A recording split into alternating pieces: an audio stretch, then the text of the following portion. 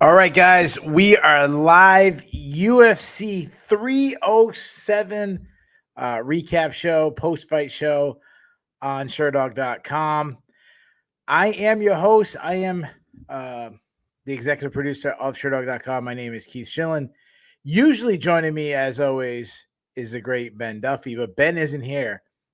So like that happened in the main event, they did not go down the list. They skipped all the way down like they did with Khalil Rountree. Now, obviously, I'm just joking. Joining me tonight is one of the newest members of Sherdog.com, the great Dayne Fox. Dayne, welcome to the Shillan and Duffy show with Shillan this time. I know you've done it with Duffy, but listen, now you're with the A side. How you doing, my man? Well, I'm with one half of the A side. You weren't wrong when you said we skipped all the way down to. Well, give me a D. I barely passed, but we got a lot of fights to talk about. We got 12 fights. We get right into it. It's already late. In the main event, we had Alex Pereira taking on Khalil Rountree, with Alex Pereira getting a fourth round TKO. I asked you to grade the entire card, and we'll get to that later. Khalil Rountree, I mean, he came in like, I think it was like plus 500 underdog, plus 600 underdog, pretty big. something in that neighborhood. Yeah. Alex Pereira was a massive favorite. What would you grade just Khalil Rountree's performance? A minus. The only reason I can't give him a straight A is because the job didn't get done. But he fought the exact type of fight that he needed to fight to give himself a chance to win. Came close a couple of times to hurting Poatan in a major way, but he didn't quite get the job done. But regardless, it was a fantastic performance from Rountree. Nobody can fault him on that. Yeah, I definitely think he surpassed expectations.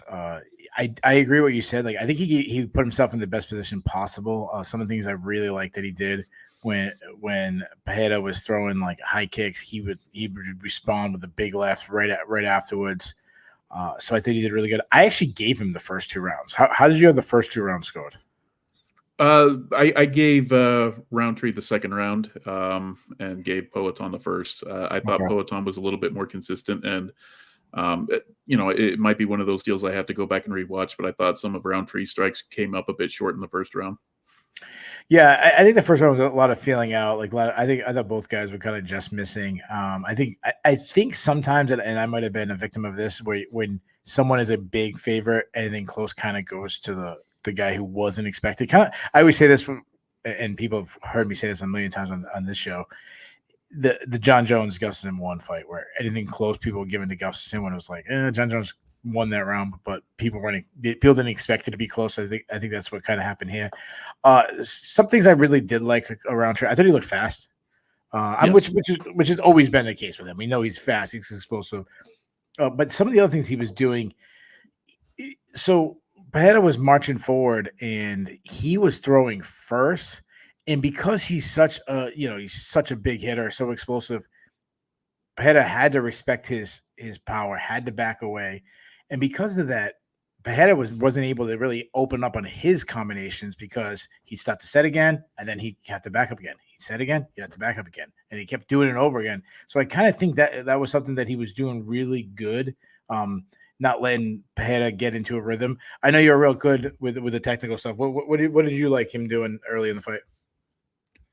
Well, you kind of mentioned the main thing, that he did not allow Pereira to really get into a rhythm, and that's the thing that Pereira really does well. He's able to get reads, and the fact that Rountree was continually attacking, it made it difficult for Pereira to do that.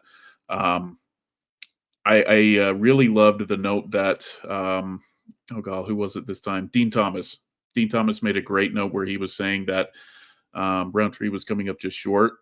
And I think if he had Dean in his corner telling him to just back him up against the cage, and he might have been able to get that kill shot that he was looking for. I thought that was a fantastic thing that Thomas was able to point out.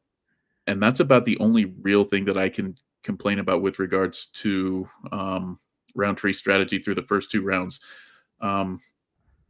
Largely because Rountree's not going to get a decision in this type of fight. No. He's got the range, and this isn't to say that Rountree is not a technical fighter at all. He's a good technician, but Pereira's superior in that sense. He's been doing the game for so flipping long, and I know it's not MMA and kickboxing are a little bit different, but he understands how to make reads and stuff like that better than anybody else. And so before Pereira could really get a feel for him, that was the thing that I thought was genius on Rountree's part. Just go after him, disrupt his rhythm, and go for the kill early rather than try to play a point game with the bigger, longer fighter. Yeah, one thing I kept thinking of when Rountree was really kind of throwing big shots and getting Pereira to back up, but he was missing shot. I'm like, he's gonna have to come in that danger zone, and he's gonna have to not like the way he was gonna win that fight is looking almost exactly like Buckley, where he just runs into a spot where now Pereira can't back up anymore. It's always head against the fence, and he just catches the perfect clean shot. He had a couple times. I mean, there was one point when I think Pereira went for a high kick and spun, and Rountree kind of caught him on the end of the spin, which was more. I think that might have been a little bit more off balance than really really hurt, but still that was an exciting moment for a second. One thing I thought that was such a big contrast and I'm sitting there and I'm saying to myself, I'm like, yeah, I gave these first 2 rounds to Rountree. And again, I have no issue with anybody giving the first round to Pereira or even the second round. But I thought, I had Rountree up 2-0. I go, Alex is playing the long game. Pereira is trying to end the fight with every single shot. And Pereira is just doing the little things. But one thing I'm saying is that's still giving away rounds. Like if he gives away another round, he's down 3-0. He's going to have to, step on the gas, speed it up. And I was kind of thinking of when I say speed up, like almost like moments where like I would go back to like Kamaru Usman versus Colby Covington, the second fight where Covington came on really late, but it was kind of too late. It was like I was worried about that. But the things I did like that Pereira was doing, I mean, just it reminds of what like John Jones has really done his whole career, not looking at the fight as a 5-minute rounds, but more of a 25 as long as I'm the winner at the end of 25 minutes. So he's jabbing, he's calf kicking, he's constantly taking the ground when Rountree's backing up. Rountree's got to be forced to back up, foot off his back foot a lot. So I think that was something that I was just like, man, I just kept thinking about that little short left hook. I'm like, he's going to finish him with that left hook. He didn't, but he finished him with a bunch of shots. So all together, we kind of got into the technical stuff, and I don't want to get too buried in the weeds of the technical stuff at 1:40 a.m. on the East Coast. But let me ask you this question. I like to live in the moment. If you ever watched the show, Ben is the very calm, calculated guy. I'm like the hyperbole. Let's crown this guy this, that. Is Alex Pereira the greatest striker in MMA history? If not, who is? The fact that nobody's really coming to mind right off the top of my head. I mean, there's a couple of them that maybe Jose Aldo could be, somebody that we'll get to a little bit later. But even then, I'm kind of with you, right now I'm thinking that he very well could be. The only thing that would hold him back is the fact that his resume is so short. Yeah, it's short, but it's so dynamic. I mean, like when I think about greatest strikers, and I'll throw this out the chat, and I'll pop up some people's answers. And I think there's one guy that wasn't mentioned that's probably a pretty obvious answer: Anderson Silva. Like that's the guy that'd be in there too. Yeah, but I think beat you to that. Yeah, when we tossed out people's names that end up going, I'm not talking about resume outside of MMA who came to MMA. So before someone tags like some kickboxer.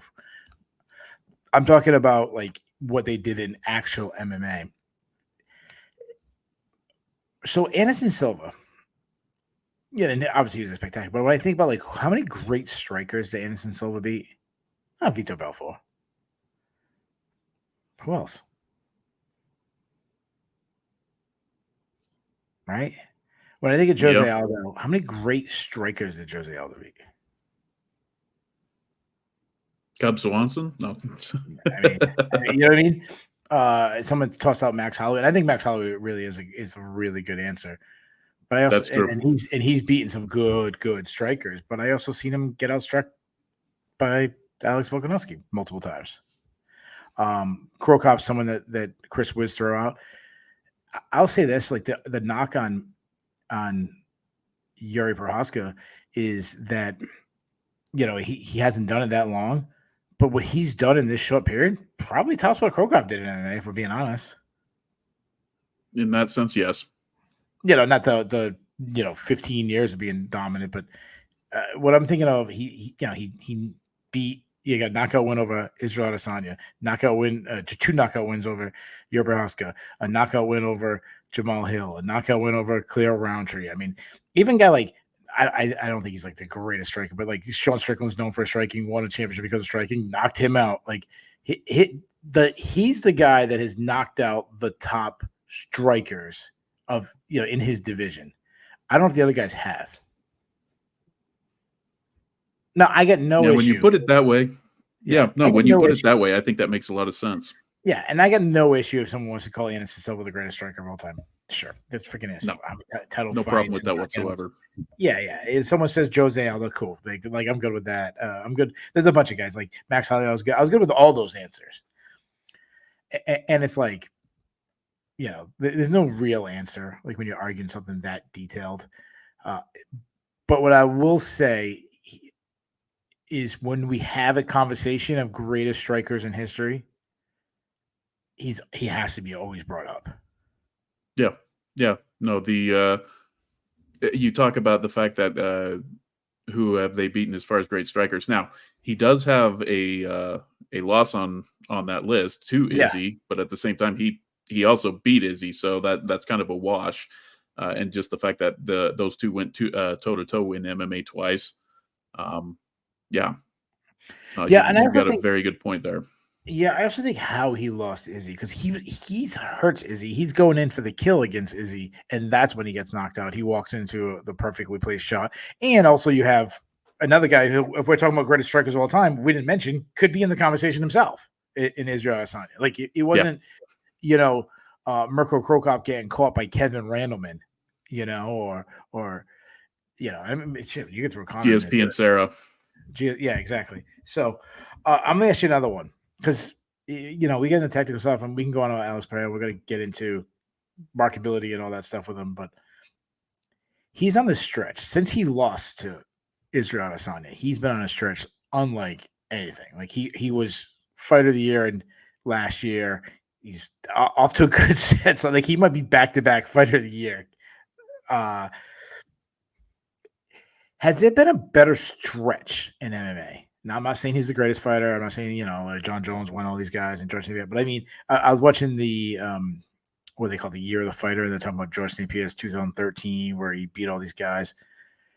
He's got 3 title defenses, as Pope points out, in 7 months. Obviously, he won the title in a second weight class.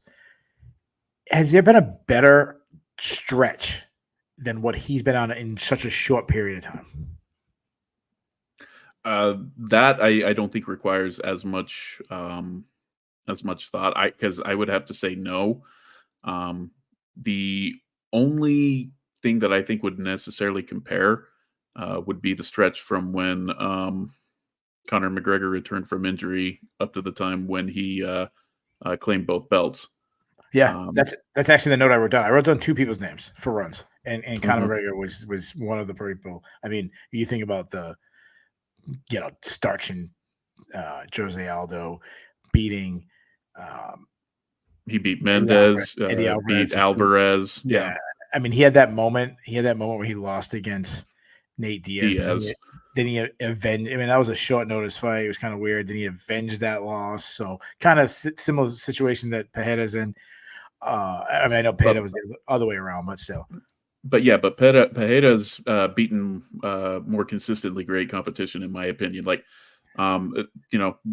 this isn't a rip on the competition that McGregor was facing. We're comparing the two.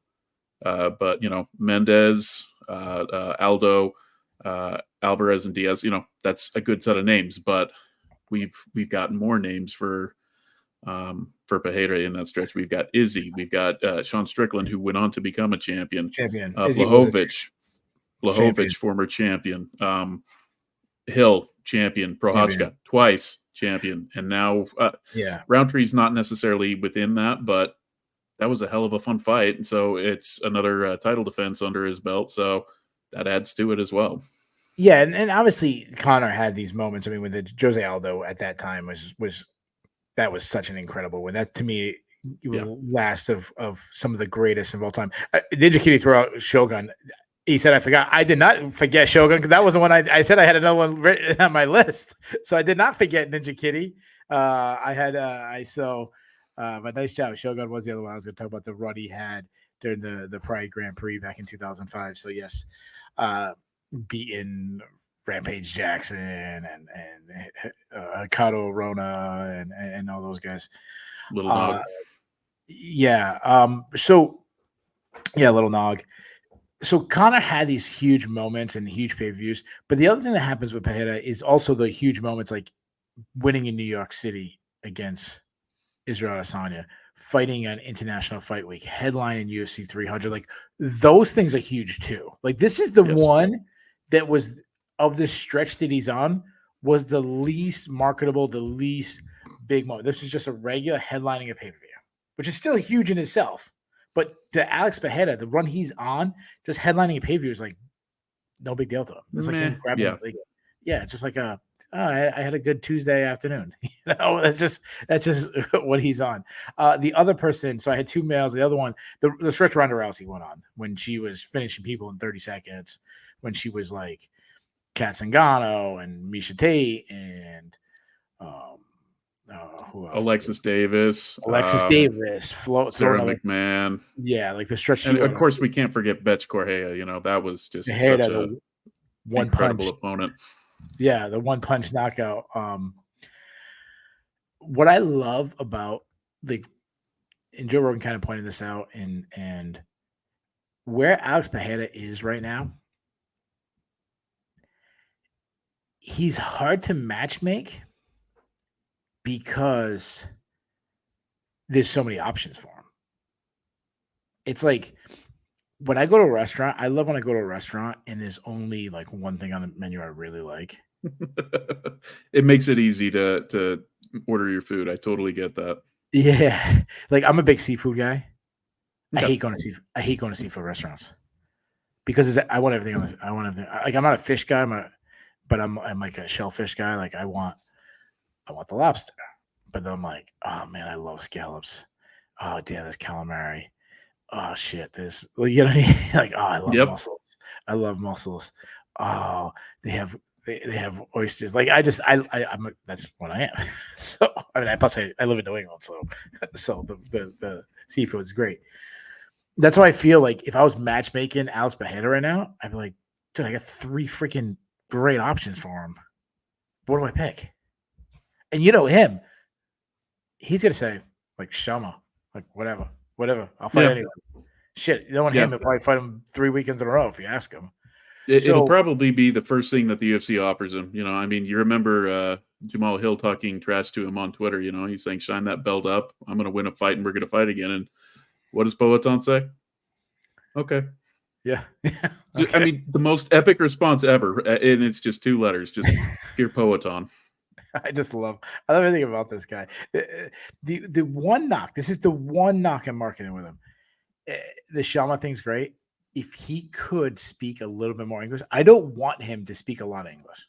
I think he'd lose mystique if he had like just like when Habib first started like learning English and he had like just a couple lines here and there.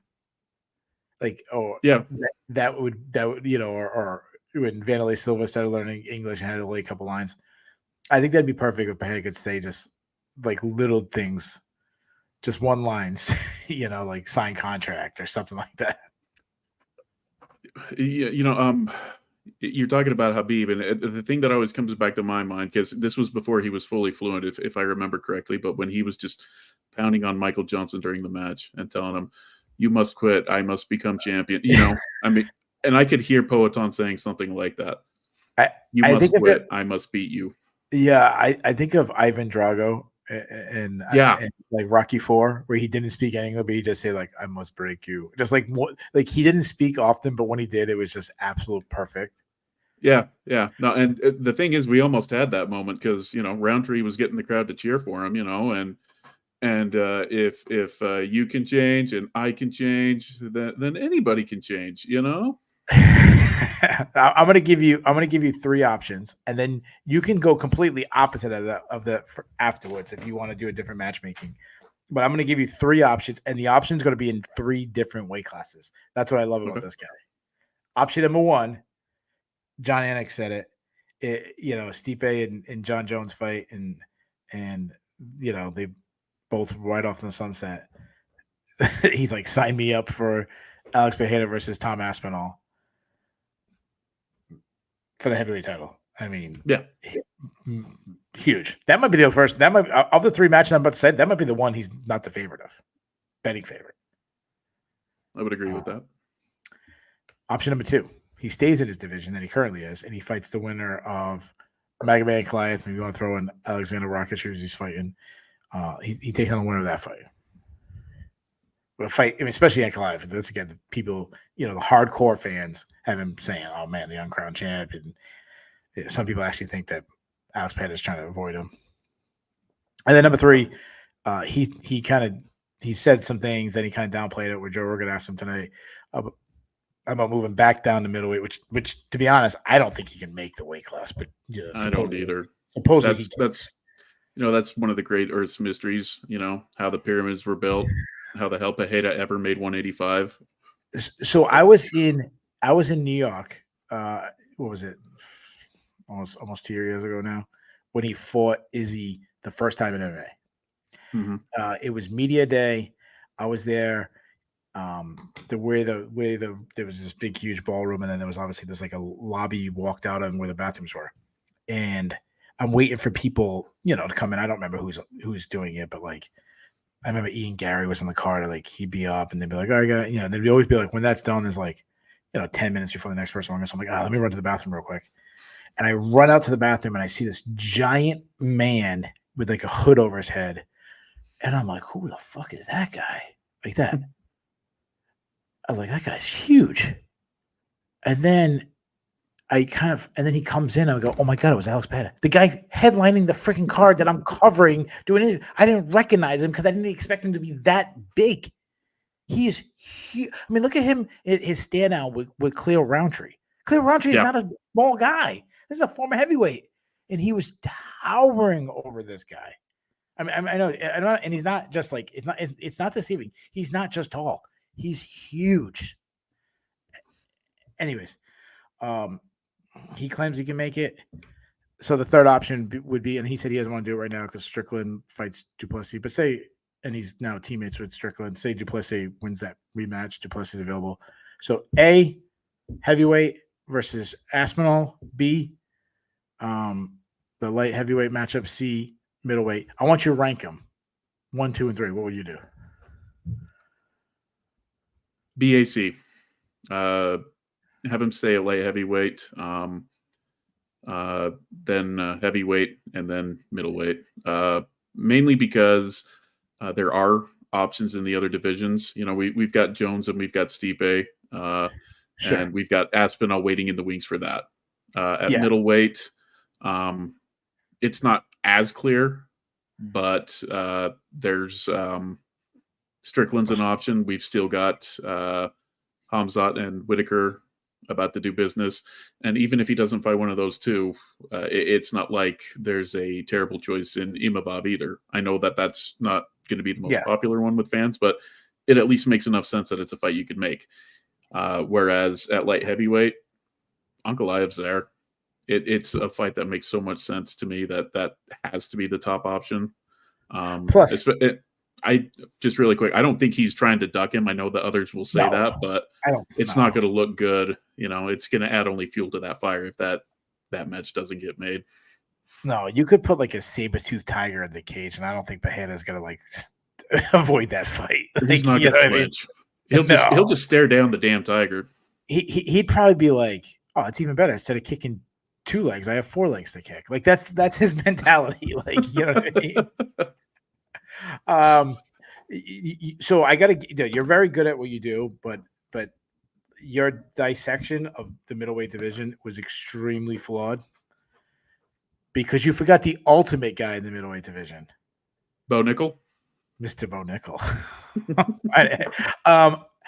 We're kind of on the same page in our rankings. I'm gonna go with the heavyweight fight. I'll tell you why. This Okay. is if John Jones and Stipe leaves. If John Jones and it sounds like it's all but done. He's fighting one more time and that's the end of it. But if say John Jones wins and John Jones sticks around, well, the John Jones Aspinall, you have that mega fight.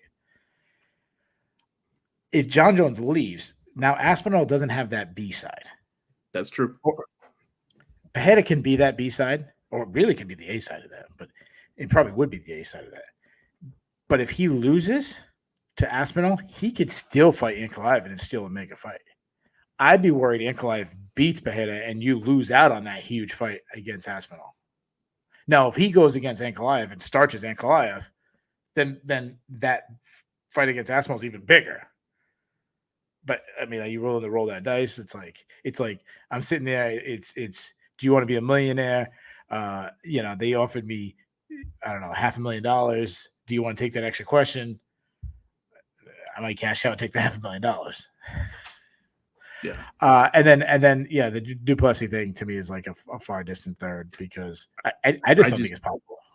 Yeah, no, I don't want to even see him try to make that cut again. Like we said, how the hell he ever made it in the first place is one of the all-time great mysteries, But what I would be intrigued by that fight is Duplessis' style because they're so polar opposites. That's true. I mean, Pereira's his skills is so obvious. His striking skills, his technique, his power, and Duplessis is the opposite. Duplessis is like he's not the very unorthodox. He's not like the guy you if you're an up and coming fighter you look at and you like try to model that guy. He's one of a kind guy, but because of that, he has a thing about him that would make it so difficult.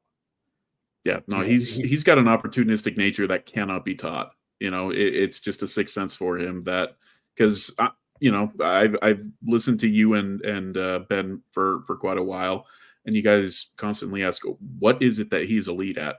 And the answer is always the same, nothing. But some way, somehow he continues to find ways to win just because he's got that in him. Yeah, that's what he's elite at, winning. Yeah. He's elite at winning. And that's a damn good thing to be good at. Yeah. I've compared it before to but Tim Tebow was on the rise in NFL when he had that like stretch where it was like he's the worst quarterback in the league for like 3.5 quarters, maybe even more, right down to the last 2 minutes, and then suddenly he was incredible the last 2 minutes of the game or overtime, and then how could he be so bad? Then they win. Like that's how I kind of feel. So that said, you said I gave you the light heavyweight Ankalaev. Is that the fight you're doing? Like that's your number one, no matter what. Like if there was other options, is that the fight you're doing? I'm going off of the assumption that he's going to beat Rakic. I am not happy that the UFC made that fight with Rakic in large part because it's like if Rakic loses this fight, and he's likely to, that's 3 losses in a row for him. And Rakic is a guy that has the ability to be fighting for the championship at some day. So let's just throw him further down the ladder. I get that the UFC is not crazy about Ankalaev fighting for the title, but don't throw a guy like Rakic under the bus like that either. Anyway, but that's the fight. I love Dana White's answer. I think it was a Kevin Iole interview. I don't remember which. I was watching an interview with Dana White, and they asked about the Khalil Rountree, and he's like, "Yeah, he got the cop. He's on the streak and everything, but he got the shot because, he, right guy, right place." And they're like, "Yeah, but what about Ankalaev? Like, oh, he already had a fight. Yeah, you booked the fight, like a week before, yeah. Like what do you like? You're kind of like, oh, we didn't have that option because he already got a fight. Yeah, that you guys decided to have. Yeah, would you do Rakic if Rakic beats Ankalaev? Would he jump to the top of the line? He probably does by default. I mean, it's something I would have to think about a little bit. Maybe Nikita Krylov, given Krylov's got a fight coming up and he's got a little bit more of a streak than Rakic would. But even then, I don't think Krylov has as good of a chance as Rakic would. So if Rakic beats Ankalaev, does that change your order of what you said earlier? Would you still have that above the Aspinall fight? Probably not. So then you change it. Okay. Let me throw one more Probably. wild card. John Jones wins. John Jones says, you know what? Aspinall's cool, but dude, I want the guy who's winning all the titles. Aspinall won the title, but it's an interim title. I got a guy who's 2 weights. He's talking about moving up. And John Jones says, I want to fight Alex Pereira. Does that change anything?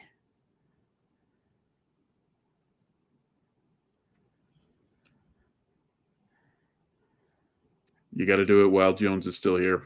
To me too.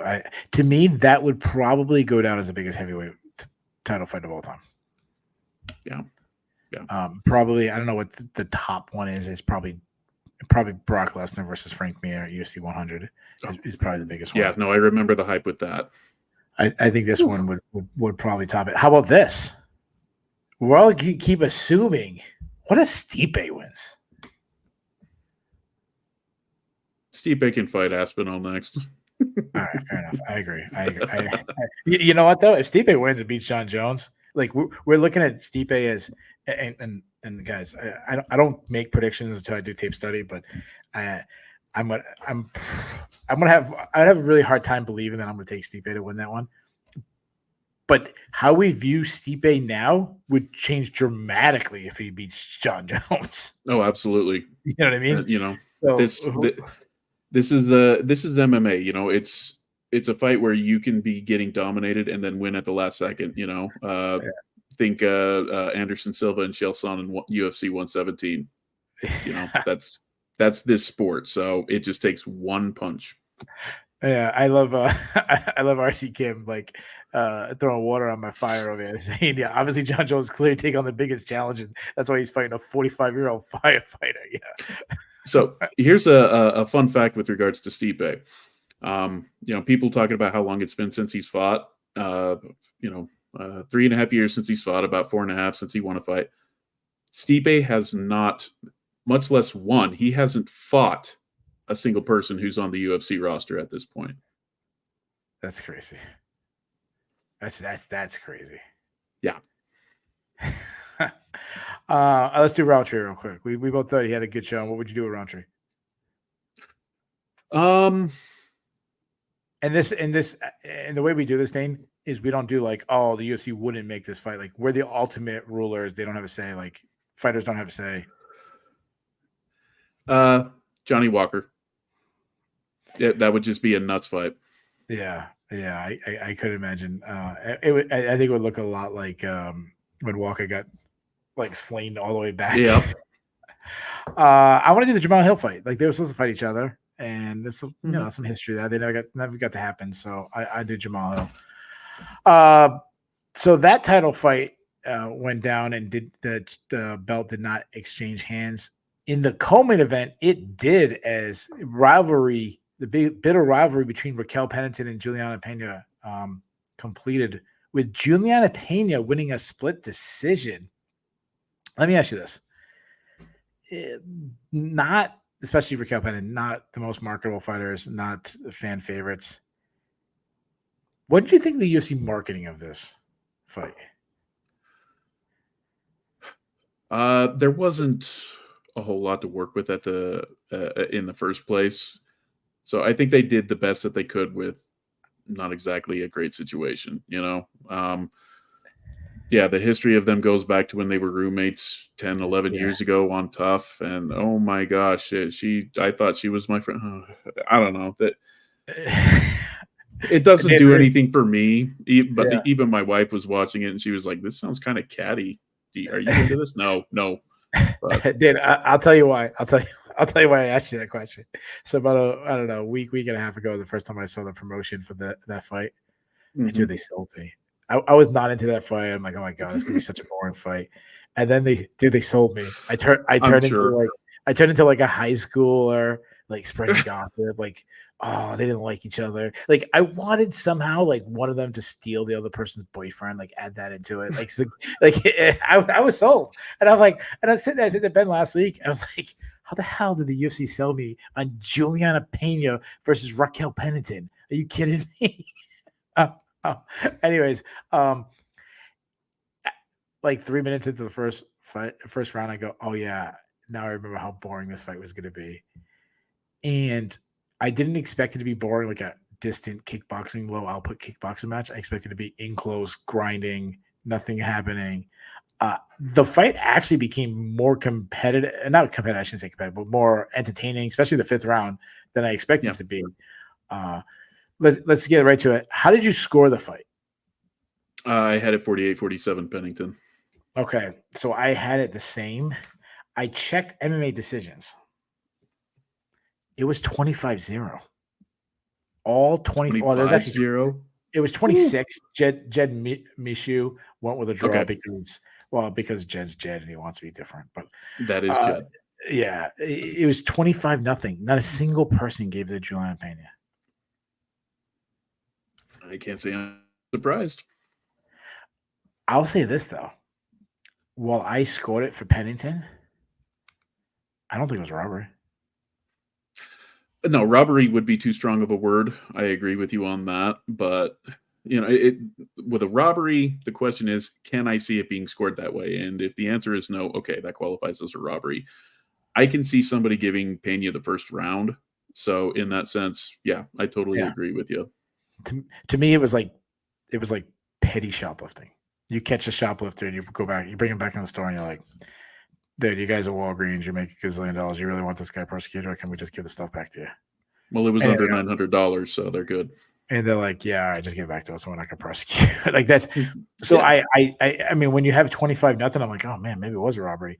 But then I remember the first round, and I remember being there, like about to submit my score for the first round, and being like, I don't know, man. Like I had Pena winning the entire round, but at the end, Pennington kind of picked up a little bit, landed probably the better shots right at the end of the round, and I kind of leaned Pennington right at the very end. But I think I could watch that first round 10 times and go like 5-5. Yeah, no, I think that's a very realistic outcome. Because I kind of did the same thing towards the end of the first round. Pena was landing some good shots, and so I had to ask myself, was that enough for her to steal the round? Ultimately, I decided it wasn't. The rest of MMA media seemed to agree with me, but our opinions weren't the one that mattered. So, yeah, absolutely. Chris Lee's opinion continues to matter. So there's some things that both women did really well that I liked, and then there's some things that I really felt there was moments in the fight where both fighters were giving the fight away. And I'll give you two things, and we're not as hard on the broadcast team as some people are, but one thing I thought the broadcast did really well is talk about the leg kicks. That Pennington was not kicking the legs that was there, and I was like, oh, I totally agree with him. Like it was there, and the 3 or 4 times she threw it, she was buckling Pena. Pena, on the other hand, and this kind of goes to her advice with a corner. The last 2 rounds, she's up at least 2-1. According to the judge, she was 3-1, so it didn't matter. But most people think it's 2-1, and she doesn't wrestle for the last 10 minutes. That was my thoughts too. At all, and she was taking down Pennington with like the easiest she was going with an over under what they call a lazy lateral that really heavyweights do, where you step over the leg, and it's such an ugly takedown that doesn't work against anybody who's good. Well, we're talking about women's bantamweight, so that's kind of self-explanatory. She did the same takedown twice, and Pennington had no way. At one point, I thought she was going to get rear naked choked. I think it was the 3rd round. Like she had her most dominant round, taking the ground, almost finishing the fight, and then completely abandoned her wrestling for the last 10 minutes. Yeah, no, the 2 rounds that she definitively took were on the back of her wrestling, and I'm 100% with you. She abandoned that over the last couple of rounds, and like we said, I thought that cost her the fight, but some way, somehow, fate continues to smile on Julianna Pena. Yeah. Pennington, I mean, to me, I think what cost her the fight was exactly what the corner said. She didn't let her hands go early enough when they were telling her to let her hands go. Because as soon as she let her hands go in the 4th round, she dropped Pena, almost knocked her out. Yeah.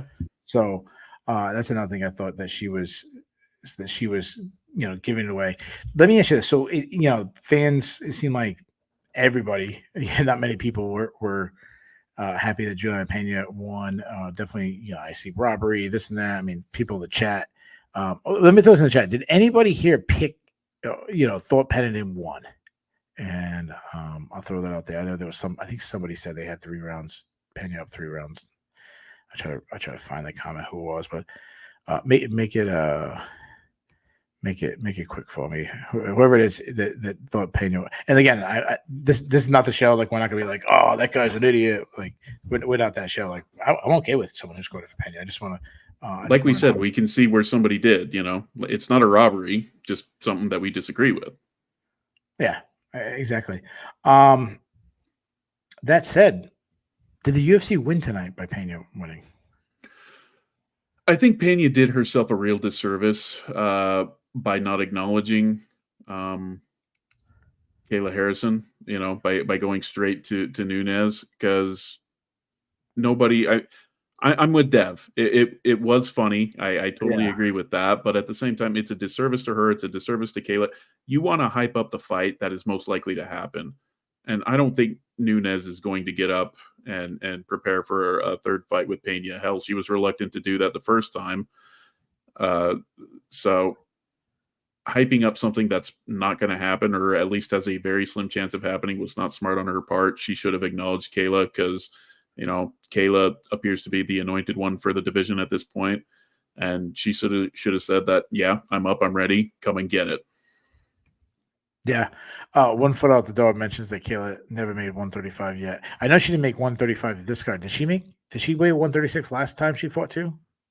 I cannot remember. I don't remember either. So can someone confirm that? Because,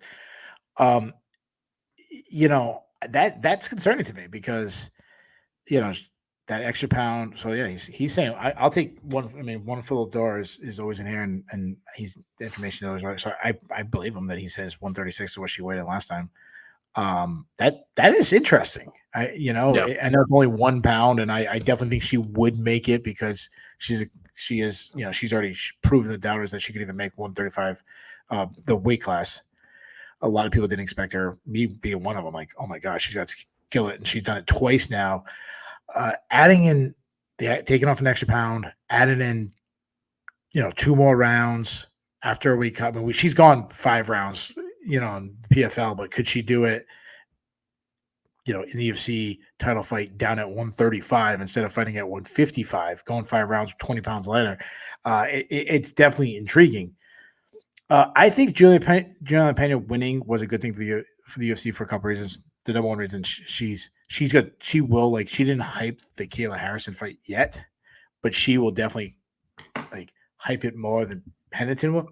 I mean, Pennington, like, she tried her best, but, like, what'd she say? Like, you're like a chihuahua who just keeps talking. It's like, yeah, that was kind of weak. Beyond that, when she's talking about the fight, she's kind of monotone. She's like, yeah, and I think that I'm going to be ready for this, and you're going to see a new side of me coming out. No. Learn something from Hulk Hogan, get some, I'm going to come and get you, brother. Go, do that kind of crap out there. And yeah, I know that it feels cheesy, but it sells. I mean, it at least got you to laugh. I mean, if people are laughing at something, they're more likely to remember it than a monotone voice. So. Yeah, no, I'm with it. The other thing I think that's good, the Kayla Harrison, obviously, to me, Kayla Harrison is the most marketable fighter, and obviously in women fighter in general right now. And I thought the UFC did a disservice having her open up the card. I thought she should have been higher up the card. I think she should have been third from the top, personally. I thought they should have had her ready to step into the cage, and confront Pena face to face. Yeah, having her all the way in the back, at least have her in the front row. Yeah, like, why do they have her in the back? That made no sense. At least have her in the front row. They can, like, yell at each other across from the cage or something. Yeah, like that. Yeah. I didn't like that. But this said, people are saying that Amanda Nunes might come back and fight Kayla Harrison if Kayla Harrison becomes a champion, and that's a marketable fight. There is at least a backstory with Pena if Pena wins. If Pena beats Kayla Harrison, there is a backstory. It's 1-1. She keeps calling Amanda Nunes. So it does give a better chance of Amanda Nunes returning. which is obviously a good thing. You know, the greatest female fighter of all time. So that's why I think it was a good thing for the UFC that Pena won. I mean, we're obviously together in this. Kayla Harrison's next, right? Oh yeah, there is no doubt about that. We'll throw it out to the chat. If anybody wants to make an argument for somebody else to cut Kayla, throw it out there. I'm going to argue for Norma Dumont because she has, I don't know, been in the UFC longer, or do you want to throw out some other name that we're not thinking of? Go for it. What if the UFC, so, you know, Amanda Nunes has been doing this where she tweets out every once in a while, kind of like hints. What if you're running the UFC and Amanda Nunes calls and says, hey, I want to come back? What do you do now?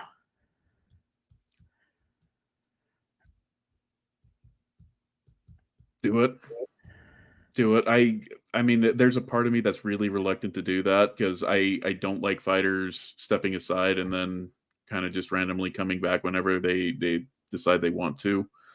But at the same time, I feel that there's something a little bit different with Nunes than there is with, like, say, Henry Cejudo. Like, I wasn't crazy about Cejudo getting the title fight right away. But that's because Nunes is the go to the division. Cejudo, he had one defense. Nunes, I believe she was at 5 or 6, either way. Yeah, it's like how I viewed John Jones getting the automatic title shot at heavyweight.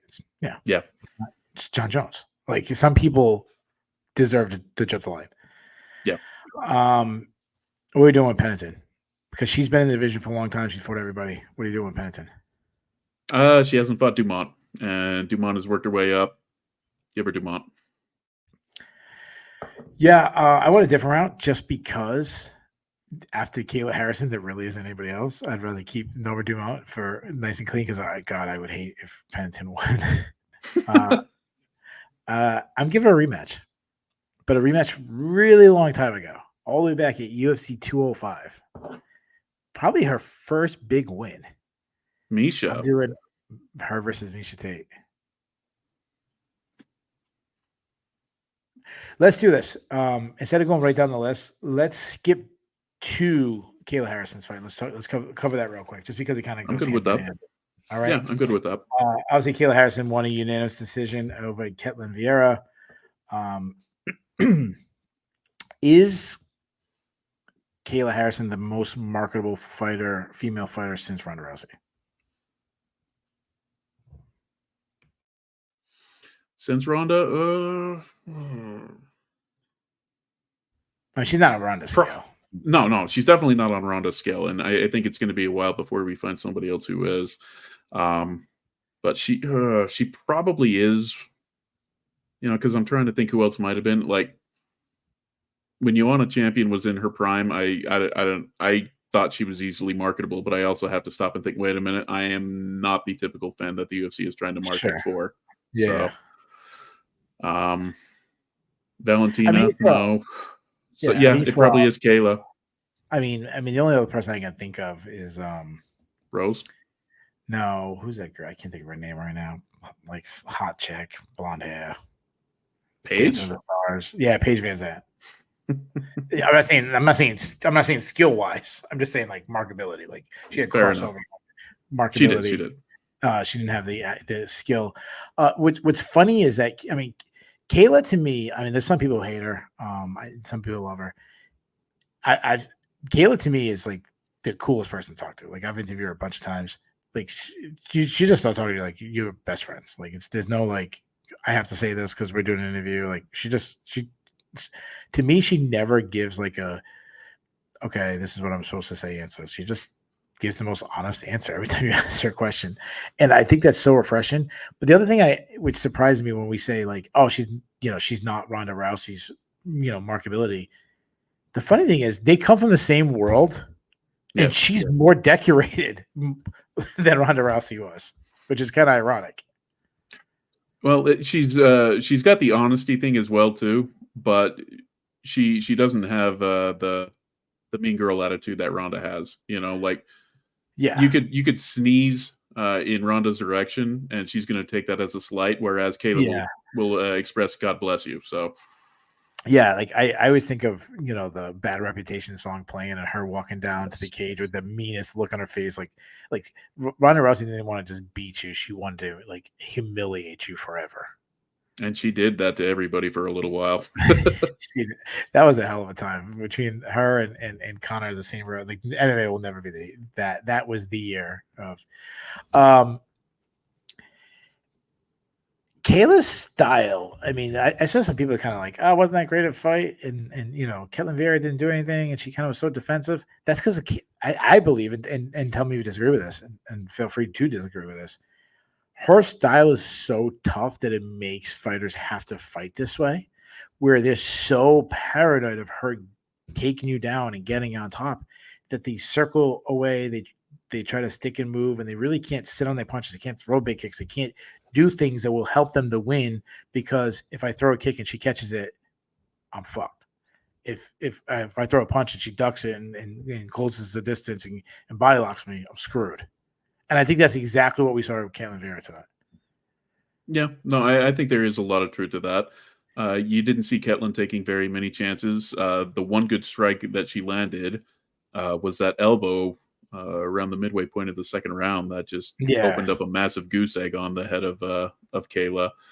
And she threw that because Kayla basically just had her clamped up. That was about the only thing that she could do. So chances were not something that Ketlin was taking. And, Kayla, if we're being honest, she didn't take many chances either. She really only wrestled Ketlin to the ground one time. She took her down more than once, but there was that one where she just manhandled her like we expected her to. Yeah, she kept trying to do like the same inside trip. She's trying to go she didn't do like a big throw. And don't forget, Ketlin Vera is a judo black belt herself. Yes. Now, again, Kayla Harrison shouldn't have issues going against judo black belts. I mean, that's what she did for 20 years, beating the best people in the world. So, I mean, it's definitely, this judo. My son wrestles at a wrestling and judo club, and there's black belts at our school, and they're high level black belts, but they ain't Olympic gold medalists. There's different levels. Kayla's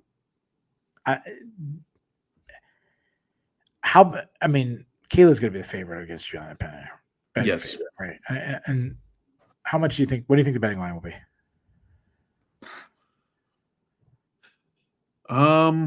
She was like something stupid tonight, like -900. Yeah, and it's not going to be that wide, but I could see Kayla being something in the neighborhood of about -250, which I think would probably be a little bit wider than what it should be. But I think it should be like -400 or something. Really?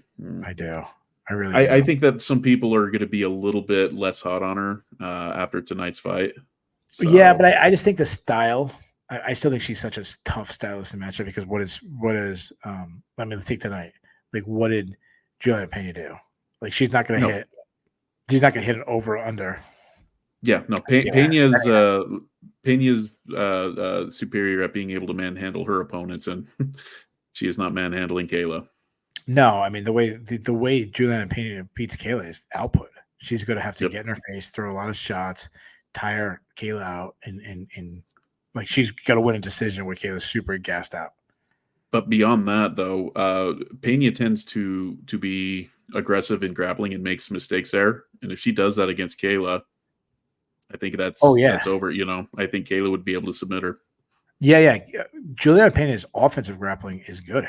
She has a lot of flaws. I mean, she got submitted by Jermaine Durandamy. Yeah.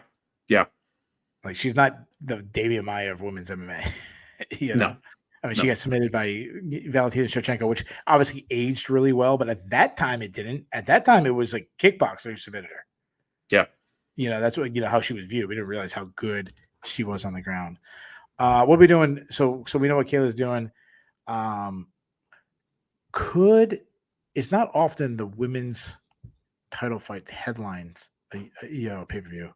Could that one headline a pay-per-view? I don't think that the UFC would want that one too. I mean, if it's one of those situations where, for example, UFC 300, they overbooked that, and rightfully so, but UFC 301 kind of suffered as a result. Sure. So in a situation like that, I could see it being a headliner, but I still don't think they have enough trust within that division to to do that. So I think it would be co-main. Yeah, no, that's how I kind of view it too. I'd see it as a co-main. I think it'd be the ones like you said, if it's they're feeling better about that fight headlining a pay-per-view than other female fights, like the Valentina versus next contender, Weili Zhang versus next contender. Like I think they'd be more happy with this one, but ultimately Agreed. they want to play second. What I would do is if I'm the UFC, I either do one or two things. I either put it on like a historically big card and we just loading it up like crazy, or what I'm doing is I'm putting it on the co-main event of the whatever the headlining fight is of guys who don't sell a card, the men who can't sell a card. So if Belal Muhammad's fighting Shavkat Rakhmonov, they're not selling it. I mean, Belal Muhammad will try, but they're not selling it. But Julianna and Kayla will talk and create bad blood and something like that. Then that's what I'm doing. I'm trying to get the mic and see if they can sell it from the co-main event spot. Yeah, well, there's no doubt that with Pena on there, she'll feel the audio part of it. There's absolutely no doubt about that. It's probably not going to be very clever, but she'll certainly try. I mean, think about this press conference this week. I mean, you have at the press conference, you have the rivalry between Kayla and Raquel Pennington. You have Alex Pereira, who's really turning into the face of MMA right now. Yes. You have Jose Aldo, a legend. You have Kevin Holland, who can talk. You have a lot of people on it. In the exchange between Kayla Harrison and Julianna Pena was the one that, to me, got the most clicks. When them going back and Kayla saying, you started in 2008, 10. I started in 2018, and I got more wins than you. Like that was the highlight of the press conference. Yeah. Let's move on. Let's go back. So I'm going to go back and third fight from the top. We just mentioned his name, Jose Aldo, taking on Mario Bautista. The Raquel Pennington and Julianna Pena fight was close. This one was right up there close. MMA decisions had it 9-9. MMA decisions completely even. So I'll say this before we get into what we thought of the fight. One thing me and Ben do on our preview show, and I know you've done previews for a really long time for a different website, and you're really good with a technical breakdown. We never brag if we get a fight right. Like I don't care if I've picked a million fights in my life. I don't care if I get this one right. I don't care if I get this one wrong. But I do enjoy when I'm like I pick it like exactly how it's gonna go. How it plays out. Yep. Yeah, this was my best call. I picked Mario Bautista to beat Jose Aldo. And I said, output, pressure, takedown attempts. I said he might not even get the takedowns, but just getting where. I didn't expect him to pin him against the cage for 13 minutes out of 15 or something, whatever it was. But I think it was my good call. That said, was it the right call? Do you think this was the right decision? Do you think Mario Bautista deserved to win a split decision? I scored it for Aldo. Okay. So what rounds you get? It's like you said, MMA decisions has it 9-9. So it's not a robbery. No. The reaction from the live crowd it would indicate otherwise, but yeah, I gave it to Aldo. I thought in the final round, he was I thought he did a little bit more damage. Just by a hair though. Yeah. Because a lot of his strikes were missing, but I can at least remember him making attempts to strike. I thought it was pretty equal in the first minute or so before they just clinched against the fence. So I feel like Aldo's last little bits of offense towards the end put him just barely over the top, but it was close. Yeah, I had no issue with anybody giving it to Aldo. Again, it was 9-9 MMA decisions. I actually gave it to Bautista, but again, I have no issue with anybody giving it to Aldo. I had the first round for Bautista, second round for Aldo, third round for Bautista. Yeah. Really comes down to the third round. To me, there was a couple exchanges on the feet. I think Aldo had a couple of strikes. Bautista had a couple of strikes. No one had a moment. And I'm saying, what was the rest of the round? The rest of the round was Mario Bautista pinning Aldo against the cage, forcing him to defend takedown attempts. And the top criteria is damage. To me, neither guy did damage. I mean, even when they broke away, there was one where one they broke away and Batista shot right back in. Like Aldo didn't even get a chance to throw strikes. But there was another one like Aldo threw like a 4-punch combination. The crowd got all excited. I'm like, yeah, and all 4 of those punches just absolutely hit the air. Was nowhere near Batista. And then Batista was right back. And I said, well, the top criteria is damage. The second criteria is effective grappling. Yes. And then the third one, is, I know this is going way back to the old scoring days, but like you go down to like octagon control is the ultimate, like, what the hell, nothing's happening. And people Haven't are heard saying, that in a long time. yeah. People say, well, octagon. I saw people say, well, that's octagon control. No, I don't think it's octagon control because it's not a criteria anymore, but I think it's effective grappling. And hear me out. If you can't throw punches and your number one tool is to punch me in the face and you can't do it, how is that not effective grappling? Like, I affected what you could do in a fight. Yeah. Yeah. I get the argument. I totally do. And the other thing I saw people and I got into it with Zane Simon. I like Zane Simon. Like, I don't really know him Zane's a personally. good dude. No, I worked with him for years. No, I know you. I don't know him personally, but I respect his knowledge, and I'm sure he's a good dude. We would get into it. It was respectful, like, and he was saying like he didn't like that. The guy can win a fight that way. And I go, yeah, I get it, man. Like, trust me, it wasn't entertaining. But Aldo was the one to blame. Aldo was ineffective against the cage. He had chances. He had hand control. A lot of times he's fighting hand control. I'm like, you got to circle off. You got to use an unhook. You got to get away. Like, you stayed for long periods of the fight. You've been around a long time. You know how it goes with your, back pushed against the cage, defending takedowns the whole time. I feel like you allowed this to happen. Mm-hmm. That said, for a 38-year-old guy, Aldo still looked pretty damn good. He still looked pretty fast. Aldo is, that's your boy. Talk to me about it. Can't help but love Aldo. He was swinging for the fences more than I can remember him doing in years. Like he looked like, let's see here, who's a good comparison for you? I haven't followed baseball in a long time, so we'll go all the way back to Manny Ramirez back when he was with the Sox. Yeah, but he was swinging for the fences with that, and just like Ortiz.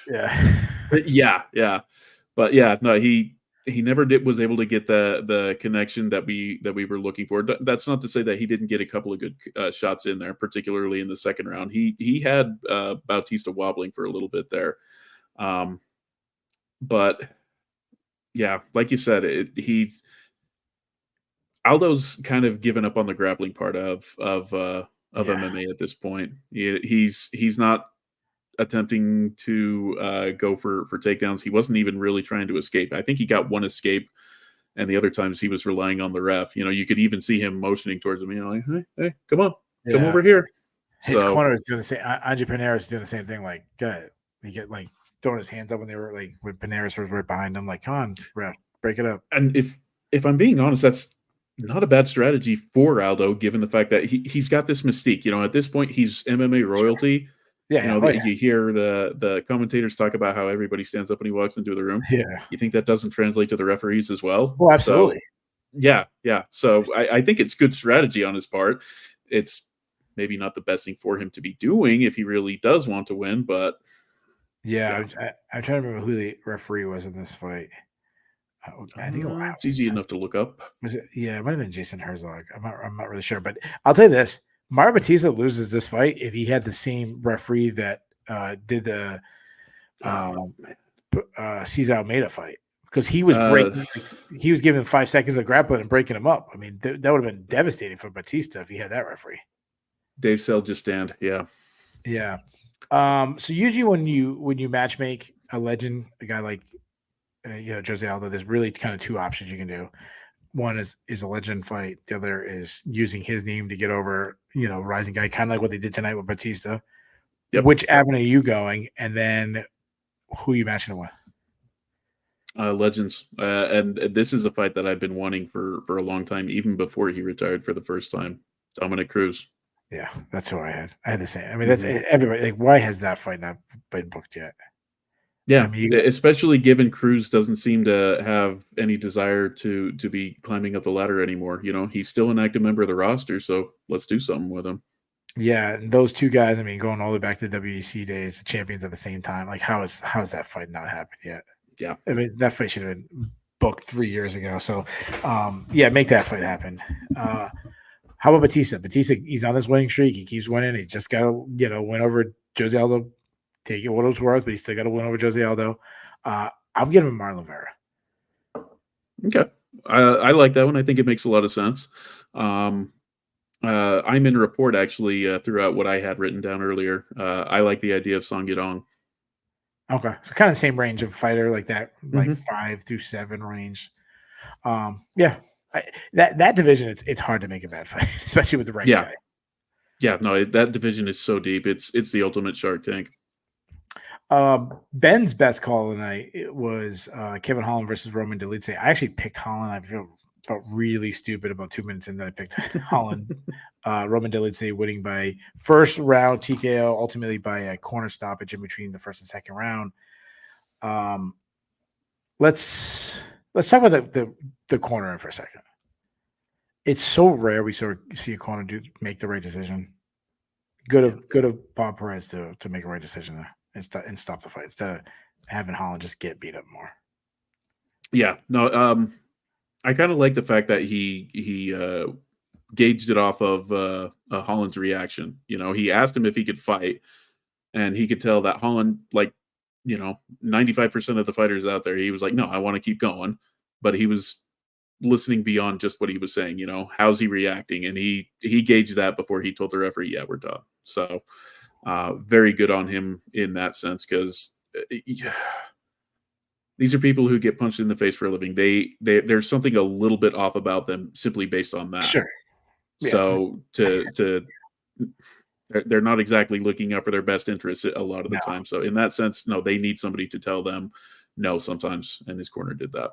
Yeah, and not only do they get punched for a living, they get punched a living by the baddest dudes on the planet. Yeah.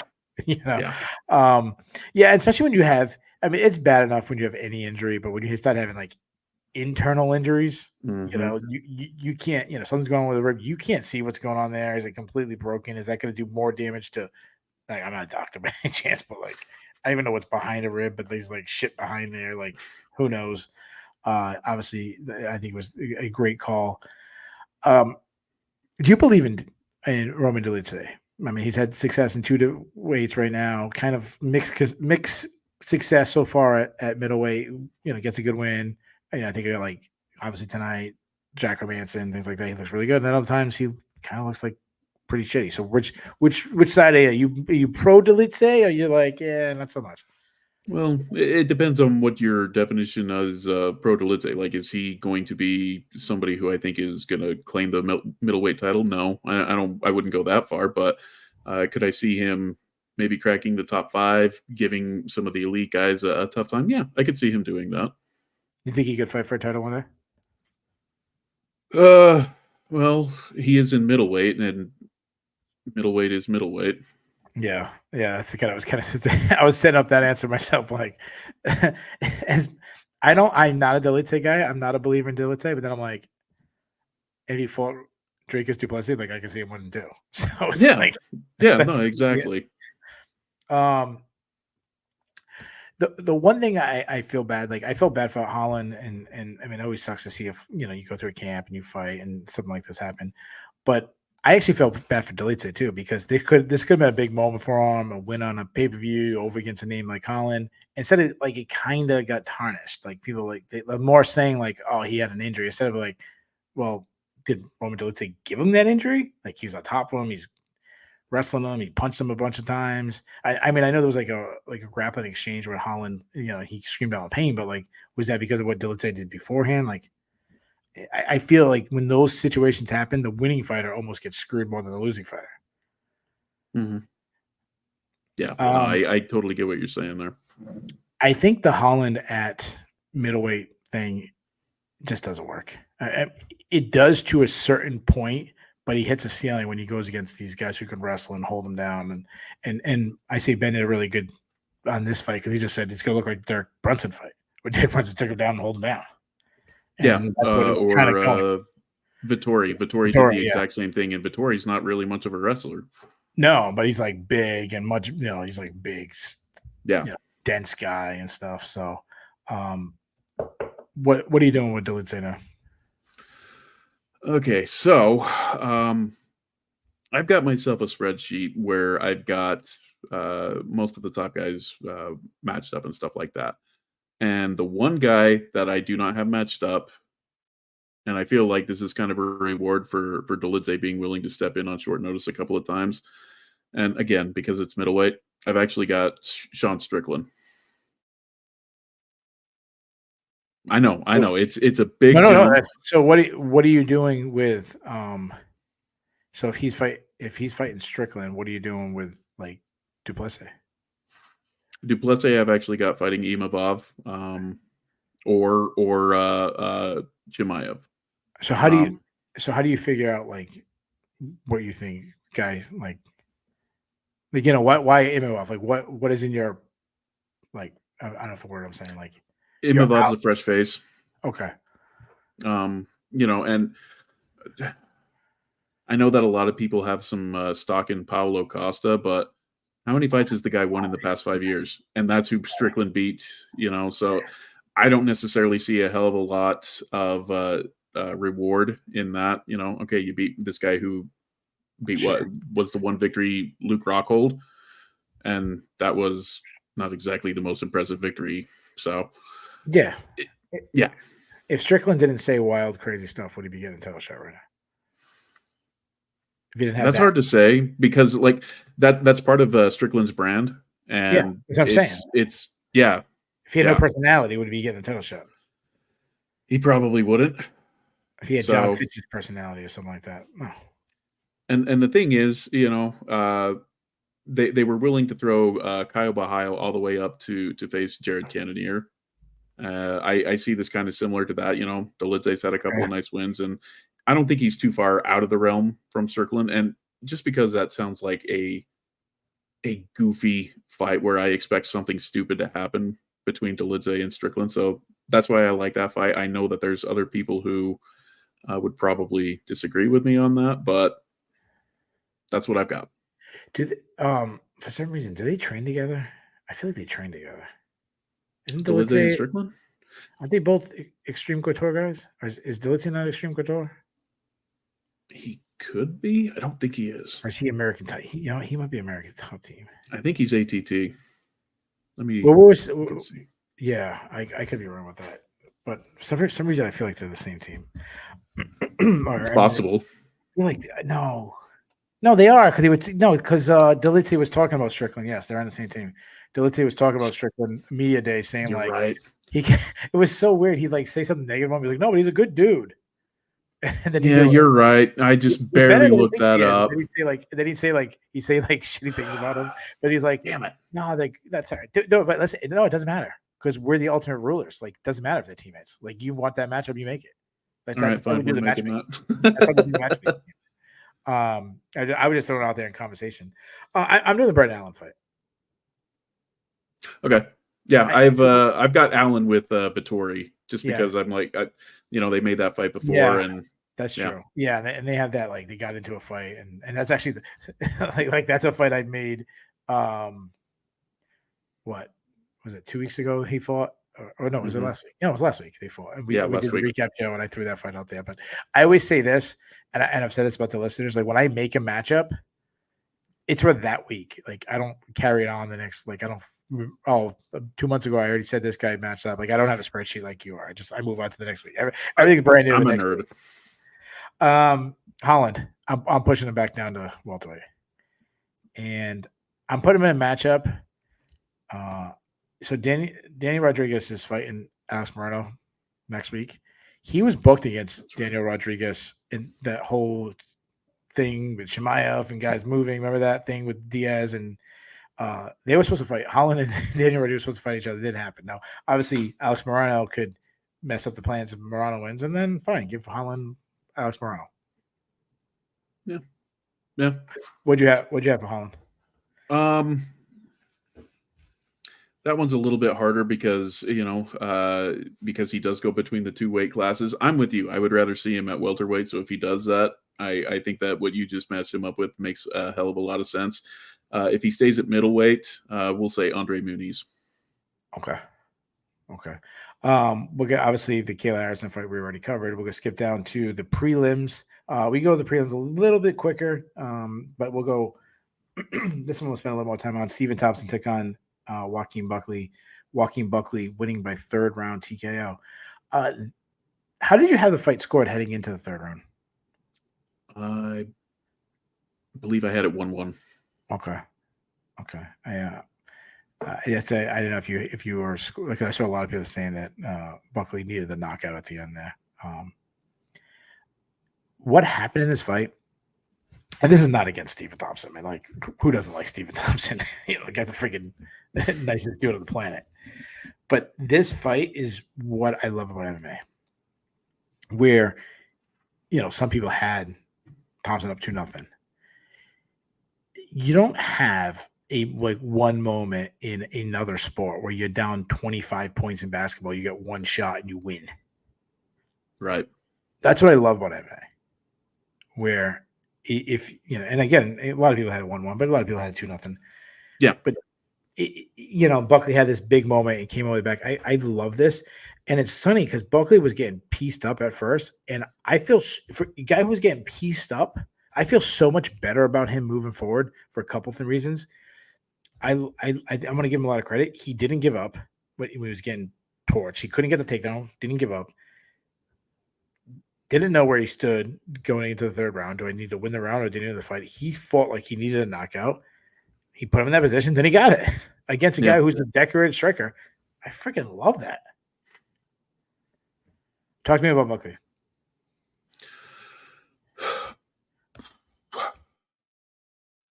Buckley. I'm with you in the sense that he showed a hell of a lot of heart. The fight was going pretty much how I expected it to. Like, you kept hearing people talk about how, oh yeah, Buckley's going to wrestle, and Buckley's wrestling has improved so much, and it has improved. But I also wonder, okay, has it really improved that much, or has Thompson has age caught up with Thompson to the point where he can no longer stop takedowns the way that he used to? So the wrestling, I'm still I'm not sold on it. We'll put it that way. I'm not saying that he hasn't improved, but I don't know if it's at the level that he needs it to be to continue climbing up the ladder effectively. That said, this is a sport. We watch the fights for a reason because we really don't know what's going to happen. So he does deserve some sort of a step up. The question is, do I think he deserves Usman? Because that's, for those of you who are just watching without having seen the pay-per-view, he called out Usman after he won. And I don't think he's going to get that fight. I would love it if he did, but I don't think he's going to. I think it's probably more likely going to be Dardinho. Okay. Which I'm going to weigh out. I was trying to find somebody, and I'm like, Buckley talks so much. He makes I thought it was stupid not to have Buckley on the press conference this week. I agree with you on that one. You didn't have the right guy with Stephen Thompson, but there can be a thing where one guy's being all negative and barking at you, and the other guy is just like, "God bless you," and you're a good dude. I like you. Some stuff that Stephen Thompson would say. But I'm like, man, this guy can talk. He when he was calling everyone a hoe and shit. I was getting into it with DC and who else was he getting? I can't remember who he was getting. Was it Cub Swanson? He was making videos and shit. And I'm like, I want someone who's going to talk with him. And I'm sitting there, I'm going through the division, and I'm like, he doesn't deserve the top guys yet. Could he beat Stephen Thompson, top 15-ish, top 20-ish kind of guy? Some in that neighborhood, yeah. I'm like, can I give him a top 10 guy? And I'm looking at the guys, and I'm like, Burns, this guy I'm looking at, I'm like, nah, Burns will talk, but not really. I'm looking at like Vicente Luque, Neil Magny, all these guys, and I'm like, I don't want to get to these guys. Like, he beat Stephen Thompson. I want a bigger name than Stephen Thompson. And I thought about Usman because I thought Usman call wasn't bad. And then I was looking at Ian Gary, but Gary's kind of past him. I'm trying to find a name who would fit. And then I said, I got the perfect matchup. Colby Covington. I knew you were going to go there. I knew you were going there. Because then everyone done with Colby. Like everyone knows Colby's not a top 10 guy anymore, but him and Colby on a pay-per-view, like opening up the card, talking shit to each other. Colby getting blasted into next week by Buckley. I'm not a Colby hater, just for the record. Like some people hate. Like, no, I understand that. I understand that. I'm not a hater really anybody anyway. I'm kind of some of the people who I find annoying. I'm like, yeah. Like people hate Julianna Pena. I don't hate Julianna Pena. She's obnoxious. I'm just saying how I think it's a good thing that she won for the UFC. So that reaction you have is why it's good. Yeah, no, I 100% agree. You know, like, you know, there's a lot of people who tune in for Conor McGregor fights because they think that he's going to knock his opponent silly. But there's also a lot of people who tune into him to see Conor get knocked out. And yeah, of course. That's the same deal with Colby and to a lesser extent Julianna Pena. Yeah. I always think about like 1980s wrestling where you had characters and stuff. Like you need to have like bad guys. You needed $1 million man. You needed a scary Sherry. You needed Roddy Piper. And like Julianna Pena is like scary Sherry. Like say obnoxious things and people would hate her and stuff and she'd get body slammed by the Ultimate Warrior and people would get excited. Like that's yes. Yeah. So that's the fight I would do. How far do you think Buckley can make it? I mean, it's such a hard division. Yeah, no, I still think the wrestling's the Achilles heel because there's a group of young guys that are all coming up. You got Brady. I think Brady would be able to just kind of smother him with his wrestling. Shavkat obviously would be able to smother him with his wrestling. I think that Gary would be a more favorable matchup for Buckley because I think that they're more likely to strike with one another. But if the fight gets to the ground, I think Gary's got the grappling chops that would be his wheelhouse as opposed to Buckley. So, and it's not a guarantee that because of the factor with the ground that Buckley would completely win the striking either. Like what I mean by that is in a pure striking match, I favor him over Brady. But the threat of the takedown is what makes Brady such an effective striker. Yeah, of course. What would you do, Stephen Thompson? If he they're talking about him. He wants to fight till he's 45 or something. So he's still a fan favorite. He's still got as much cheer today, but they're cheering in his name and all that. What would you do with him? It's hard for me to say because like you said with regards to Aldo, do you do a Legends fight or do you build up a younger fighter or something like that? And Thompson is such a nice guy. I don't want to feed him to a younger fighter, but at the same time, I feel like he's the type of guy who would almost be offended if the UFC didn't give him somebody who's top guy. But regardless, it's got to be a step down. I've got Chaos Williams. Okay, I don't mind that at all. And I was thinking that route, and then just one fight popped in my head, and I go, you know what? There comes a time where every star starts falling so much where everyone figures out that like this guy's a bum. And I'm not saying Stephen Thompson bum, but like eventually he'll be a bum. Like I think of like Andre Arlovski, where it's like he's Tony Ferguson. Tony Ferguson, yeah, where it's that window for Stephen Thompson's coming really close. And again, he lost to a good guy tonight. He had a good showing in moments. So I'm not saying that he doesn't have the skill set, but like eventually you have to win. Like he's lost something like 4 to 5, 5 to 6, something like that. Yeah. And I'm like, man, do you get over the next guy? And I go, you know what? There's one fight they could still sell. There's one fight with Stephen Thompson they could still sell and get tons of views. You got to make Stephen Thompson versus Michael Page. I thought about that one. And I almost thought that might be a little bit too cruel. So that's why I went with Williams. But it probably is, but it's now or never. That's true. And it could probably headline a fight night card. I give you one more fight just because how funny would this be? I'm not doing this. I'm doing Michael Page, but and I'm not expecting this guy to really come back. I think it was already fail. But imagine Nick Diaz actually like fights again. Like I know he was supposed to get a fight. Imagine Nick Diaz and Steve Thompson in the cage. Like how funny would that be? That one and everything. That would have It would have to be a pay-per-view so they could have the press conference. Oh my good hell, that would be so much fun. And at the end, like they somehow like Wonder Boy had to smoke a joint with Nick at the end. No, you know what? This is it. Oh no, we have a bet. If Nate wins, if Nate wins, Stephen Thompson has to get high with him.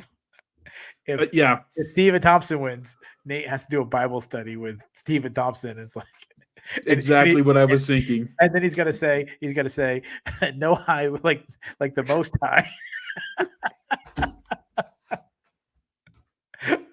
That's that. You know what? Screw the MVP and I like the striking delight. That's the fun I want now. I'm with you on that one. You think Dana White watches this show? I mean, hell, he'd get some of the best damn advice if he did. Oh, either or I would be banned from any future UFCs. Before that, Marina Rodriguez took on Asman Lucinda. One of those boss count we were talking about, where like a person who was a star, like headlining cards, kind of on the decline, rising star coming up. Lucinda won a split decision. This was another one that was super close. MMA decisions had it 5-8. I think it was actually in favor for Rodriguez. I scored it for Rodriguez. So all right, I'm glad that you mentioned that. To me, it was really close. It could have went either way. To me, this might have been even harder than the Batista fight to score, because to me, like Rodriguez had the moments that Aldo didn't have. Yeah. So which was what, but like also the optics was worse, where she was not pressing his cage. She was held down on the ground, which is like even worse to me against pressing a cage, because you're not like defending a takedown. You could kind of spin that like, what do you mean I'm defending a takedown? Like, no, you're on the ground. So to me, it was really, really tough. And I really think some things Rodriguez did, like it wasn't to the end where she was starting to use the frame and the plum clit. She was doing well in there. Like she wasn't going to that. No urgency to get on bottom. So I'm assuming you want what, first and third for Rodriguez? Yeah. Okay. Yeah. I went with Lucindo. I think I went first and second for Lucindo, and then I think I gave the third Rodriguez. So I don't remember, to be honest. But again, I had no issue with Rodriguez winning that fight. That said, like even though Lucindo might have lost the fight, I thought it was a good showing for her, because it was definitely a good. Who was it that she fought previous to this fight? This was a big step up for her. Huge step up. Yeah. She's only 22 years old. Whether you even if you thought she lost this fight, it's still like she showed that she's this part. Her striking has improved. Her ground game is really good. I think she needs to improve her overall wrestling. She mostly just like clinch takedowns. But if she's like 5 years away from her prime. Yeah. No, and I just looked it up. It was from Kovalevich all the way to Rodriguez. That's a huge step up. Yeah. A huge step up. Because I don't want to disrespect Kovalevich, because she's had a nice little late career run, but it's a joke that she's in the UFC rankings. Yeah. I mean, this is the big step up. I'm not going to ask you how far could Lucinda go when you're 22 years old. Like it's really is like top of the division is a possibility, because you're not even. You could still be on the regional scene, freshening stuff up instead of being UFC. So winning against ranked opponents, I think anybody under like 25, it's really hard to make an assessment on them and how far they can go. But I'm continuing to give her a step up. I mean, you pass the test, you got to give me a higher test next. I'm giving her. I think that's kind of bad for her development, to be honest with you. She's gonna get beat bad soon. But I'm giving her Amanda Lemos. That's who I've got as well, actually. I've got Amanda Lemos. And I've got somebody for Rodriguez as well that, good. Surprisingly, somebody she hasn't fought before, because I swear that Angela Hill's fought everybody in that division, but surprisingly, she's never fought Rodriguez. So yeah, that is surprising. I'm doing like the rising person again. Like Rodriguez, and I'm giving someone who's a bad stylistic matchup if she can get the fight to the ground. I'm gonna go with Jacqueline Amarin. I thought about that one, actually. I've actually got Emerine matched up with Luma Lukbumi, but yeah, I could see that one. Oh, that's our girl. You got to say mine and Ben's girl, Loma Lumume. I love Luma. Yeah, so do me and Ben. Before that, Alexander Hernandez versus Austin Hubbard. Another really close decision, split decision that Hernandez won. I did score for Hernandez. I gave him the first 2 rounds. Did you agree with me, or did you go with Hubbard? Nope, I agreed with you on that one. For once, the judges agreed with me too. Yeah, the one thing about Hubbard, I thought Hernandez was the cleaner striker the first round. I think Hubbard's game plan was the pressure. He just didn't stick to it. I think if he stuck to his game plan, like he pressured the very, very beginning of the first round and then near the end of the fight, but there was like a big portion of the time where he'd step back and didn't pressure. If he kept the game, he had the right game plan. Yeah, he did. Like he didn't get to it early enough, and then or he kind of abandoned it midway, and then he kind of went back to it and was working really good. To me, this is one of the ones when if you're a fighter and a coach, you watch this fight, you'd be like, man, we blew that one. Mm-hmm.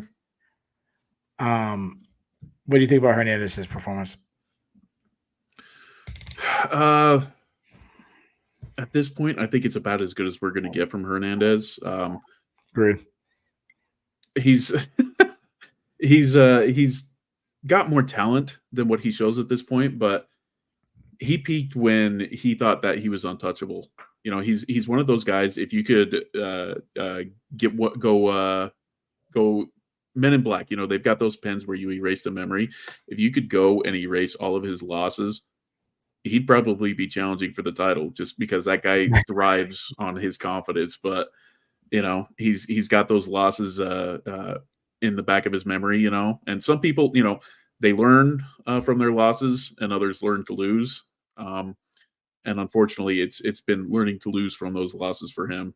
That's not to say that he's a loser. And I can't blame him. Heck, I don't want to get punched in the face. There's a reason I talk about fights rather than getting into them. So, yeah. He seems to me like that band who came out and like took the world by storm, had like a really good album or something, and they had like 1 or 2 big hits, and then nothing panned out with them after that. He's trapped. They had that song Headstrong in like 2003 or something like that, and then nobody remembers him after that. Yeah, there you go. I don't remember that band, but I'll take your word for it. That's my point, right? There you go. Yeah, there you go. I don't remember the song either, so maybe if I heard it. Oh, if you heard it, you'd be like, "Oh yeah, there's a reason why I don't want to listen to that song anymore," because they would not stop playing it on the radio. Before that, Cesar Almeida took on Ihor Pretoria in. Let's put a pin on the referee for a second. We'll talk about the referee at the end. Yeah. How do you feel about Almeida? I know he's a little up there in age, but I mean, obviously he has got the kickboxing credentials. He has beaten Alex Pereira in kickboxing. Now they train together. You know, so they're not going to do the rivalry like, you know, they did with Adesanya and Pereira. They're more, you know, 2 dynamic strikers training together. How do you feel about Almeida? If this fight's any indication, I don't feel very good. I mean, the right man won. It's not like there was a robbery in the judges in this, but he never really got loose with his striking. You know, he was the better striker than Potiera, but Potiera is not exactly the cleanest striker himself. If there is anything that is promising with regards to Almeida's performance, he showed that he is working on his ground game because for a little bit he had Potiera in a guillotine, but he was never able to finish it. But regardless, this didn't do a lot for him. Yeah, I mean, it's definitely the opponent that no matter what you do, I mean, you'd had to go out there and like starch him with a like spectacular knockout to kind of get credit because Potiera is a lower level UFC talent if he really even is a UFC talent. The clock, I feel a little bit better of him because there was some fights I thought he looked really good in, but I mean the clock is ticking. He's up there in age, but like you said, that's one of my notes is I like that he's adding new tools. Like he actually went for a takedown. He didn't get it, but he tried a takedown. You mentioned he got a guillotine. He ended up getting him out. Like he actually showed I mean, he had much better takedown defense than he showed so far in the UFC. So, I mean, again, he wasn't going against a, you know, NCAA level wrestler, but still like he was stuffing takedowns. So I like that. Let's talk about the refereeing. We've had terrible judges. We've had terrible refereeing. It just seems like something that's just embedded in our sport, and we just kind of had to accept it. Like, you don't get that in other sports. Obviously they all make mistakes, but there was 3 eye pokes and a nut shot in like a 30-second window. Like 30 seconds.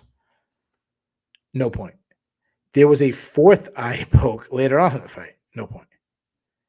Then when they grappled, the referee was jumping in as quick as they would. They made a joke about it looking like, boxing referee was like, yeah, all right, working the clinch for 3 seconds. Like, all right, break up. Yep. I mean, this was horrendous.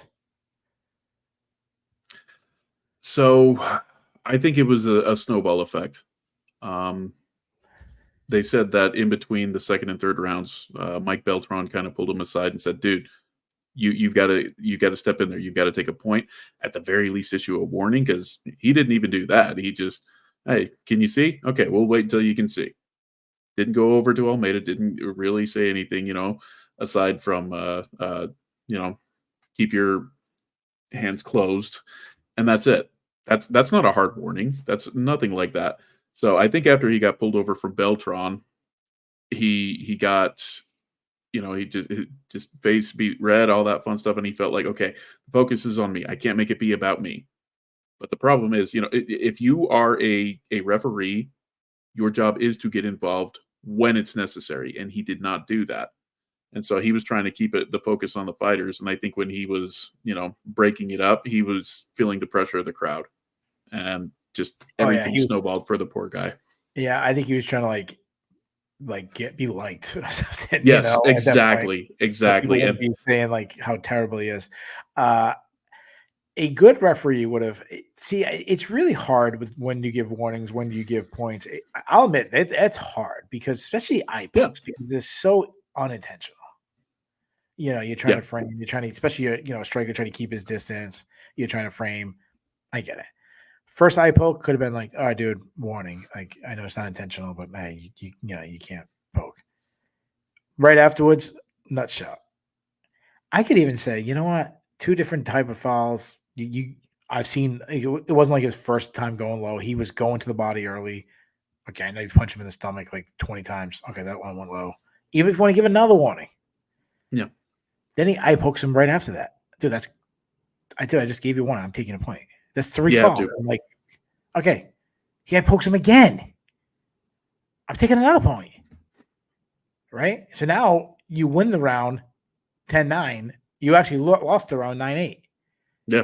And then you go to the third round, you eye poke him again, disqualified. I would have disqualified Almeida. Yeah. However, I think that there's a very good chance that eye poke in the third round doesn't happen, because he's had 2 points deducted. Yeah, that's true. That's a good point. Yeah. So that might have not have happened. So you wouldn't have to. Yeah, that's a good point. So it was a bad performance. The guy's never going to be refereeing in the UFC again. And the best thing for a referee is when nobody knows your name, especially if you're not somebody that they see frequently. And now everybody within the MMA community knows this guy's name, and so it's too bad. If you're not familiar with it, it's David Seljestad. Yes, not a good night for Mr. Seljestad. Yeah, no, I'm familiar with him. Tonight's fights took place in Utah. I live in Utah. I've been to some local shows with him. And typically he's about as good as the Utah regional scene has. Obviously, that did not happen tonight. I think the pressure got to him, but at the same time, if you're going to be refereeing at the largest stage, there's going to be that pressure. So he, if you want to look at tonight as a test, he did not pass it. No, absolutely not. Yeah, the only person who had a worse night than him was Ovince St. Preux, who took on Ryan Spann in the second time this fight got booked. Ryan Spann finished him in the first round. So it wasn't a club and sub, but it almost was, where Spann had St. Preux hurt. St. Preux shot him for takedown, and Spann does that high elbow guillotine. He's super good at it. Snatched it up, just really slick stuff. Great showing by Spann. Wasn't a very long fight. Did Spann look good, or is St. Peru just absolutely done? Oh boy. With Span, that is very hard to say. Because there's times where he absolutely looks fantastic, but you know, is Dominic Reyes done? I don't know. I mean, I know that Reyes won his last fight, but that was the last time that I watched Ryan Spann, and I thought, oh wow, this guy's going somewhere. Of course, he also tried to claim that after that fight, he finally took training seriously, and this time he's going to prove his consistency. In the words of George W. Bush, you can't fool me again. There you go. George W. made the show. I think Say Peru needs to retire. Speaking of retirements, Carlos Esparza made her last walk to the octagon as she took on Tisha Pennington. This Pennington was on the right side of a decision, a very close one, winning a unanimous decision. It was 10-6 on MMA decisions for Pennington. So, another close one. A lot of people were, thought that Esparza should have won. The crowd thought Esparza should have won. I will say something. Tell me if I'm wrong. I went 30-27 for Pennington. But people were like, oh, my God, that was such a close fight. Yeah, it was. I just thought Pennington won all 3 rounds, and it was extremely close. Yeah, no, that makes sense to me. We can go back about a month ago, and Dvalishvili won about the most dominant 48-47 fight that I can think of. The numbers of a fight don't tell the entirety of a story. Close fight, but 30-27 I do think is a plausible scorecard. Mine was 29-28 because I did give Esparza the first round. I thought, yeah, but again, it's not one of those that I'm going to blink if somebody said that they didn't.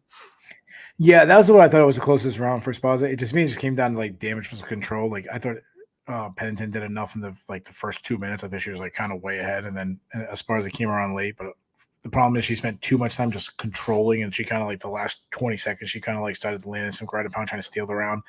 Yeah. But as far as I've said this before on the show, as far as 30-27s. It's like a basketball game where one team scores 25 points in this quarter and the other team scores 24. Well, that team won that quarter. We do that 4 times. You're like, oh, they won all 4 quarters. Yeah, but the final score was 196. A really close game. That's a close game. Yeah. So, what I did love is that Carlos Esparza, he's been in the UFC for a really long time. It was never a fan favorite. Yes. I'm glad the UFC did a moment for her, and I'm glad that how the crowd reacted. It gave her a really nice moment. Yep.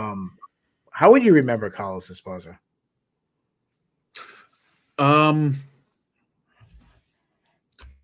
Dogged. I think dogged is the best way to describe her. All right, listen, my man.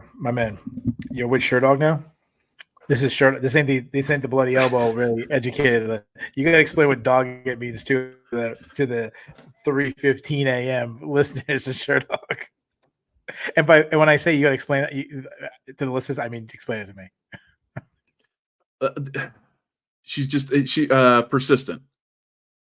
She doesn't quit. It's not always the best thing for her because sometimes even though her opponents know it's coming, she's going for that takedown because that's what she knows best. She is persistent in it. She's dogged and going for it. So, but at the same time, it also applies to her career as well. Because how many of us actually thought that she was going to get that second title reign? I mean, she never had a successful defense, but she kept going after that title. She earned that shot against Rose. And nobody gave her a chance to win, I'm one of those that was like, oh yeah, Rose is totally good at style on her at this point. She's grown up. It's not going to be a repeat of the first fight. But Esparza did exactly what she needed to do to win it. I mean, it was one of the ugliest fights that I've ever seen. And because of that, it's one of the reasons why it's Esparza's not a crowd favorite, but she didn't care. She persisted. She was dogged. So, yeah. Yeah, like, go back to her loss to Tatiana Suarez when she gets smashed and then say that girl's going to go on to win a title. Exactly. Yeah, I think that's really good. A couple things like a pioneer, but not in the pioneer sense. Like I think like Megumi Fuji as a pioneer of women's MMA, but I mean like from an early era of women's MMA to now, she's one of those people. Obviously, pioneering the UFC's strawweight division, the first champion. Mm-hmm. Obviously, the two division champ. Someone who's with the same coach their whole career. I'll remember that Colin Oyama was always there. Someone who was one dimensional in MMA and was still extremely successful. And then the other thing, she fought everyone.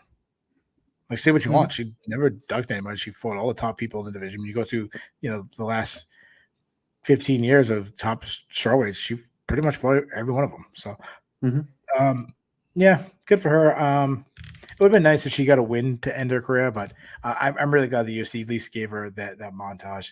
And the first fight of the night, Utah's own Court McGee winning by first round submission. Which I'll ask you the same question I asked earlier: did McGee look good or did Means look bad? Means is 40. So if anything, it's a combination of the two. I do believe that if these two had been fighting in their primes, I probably would have expected Means to have pulled it out.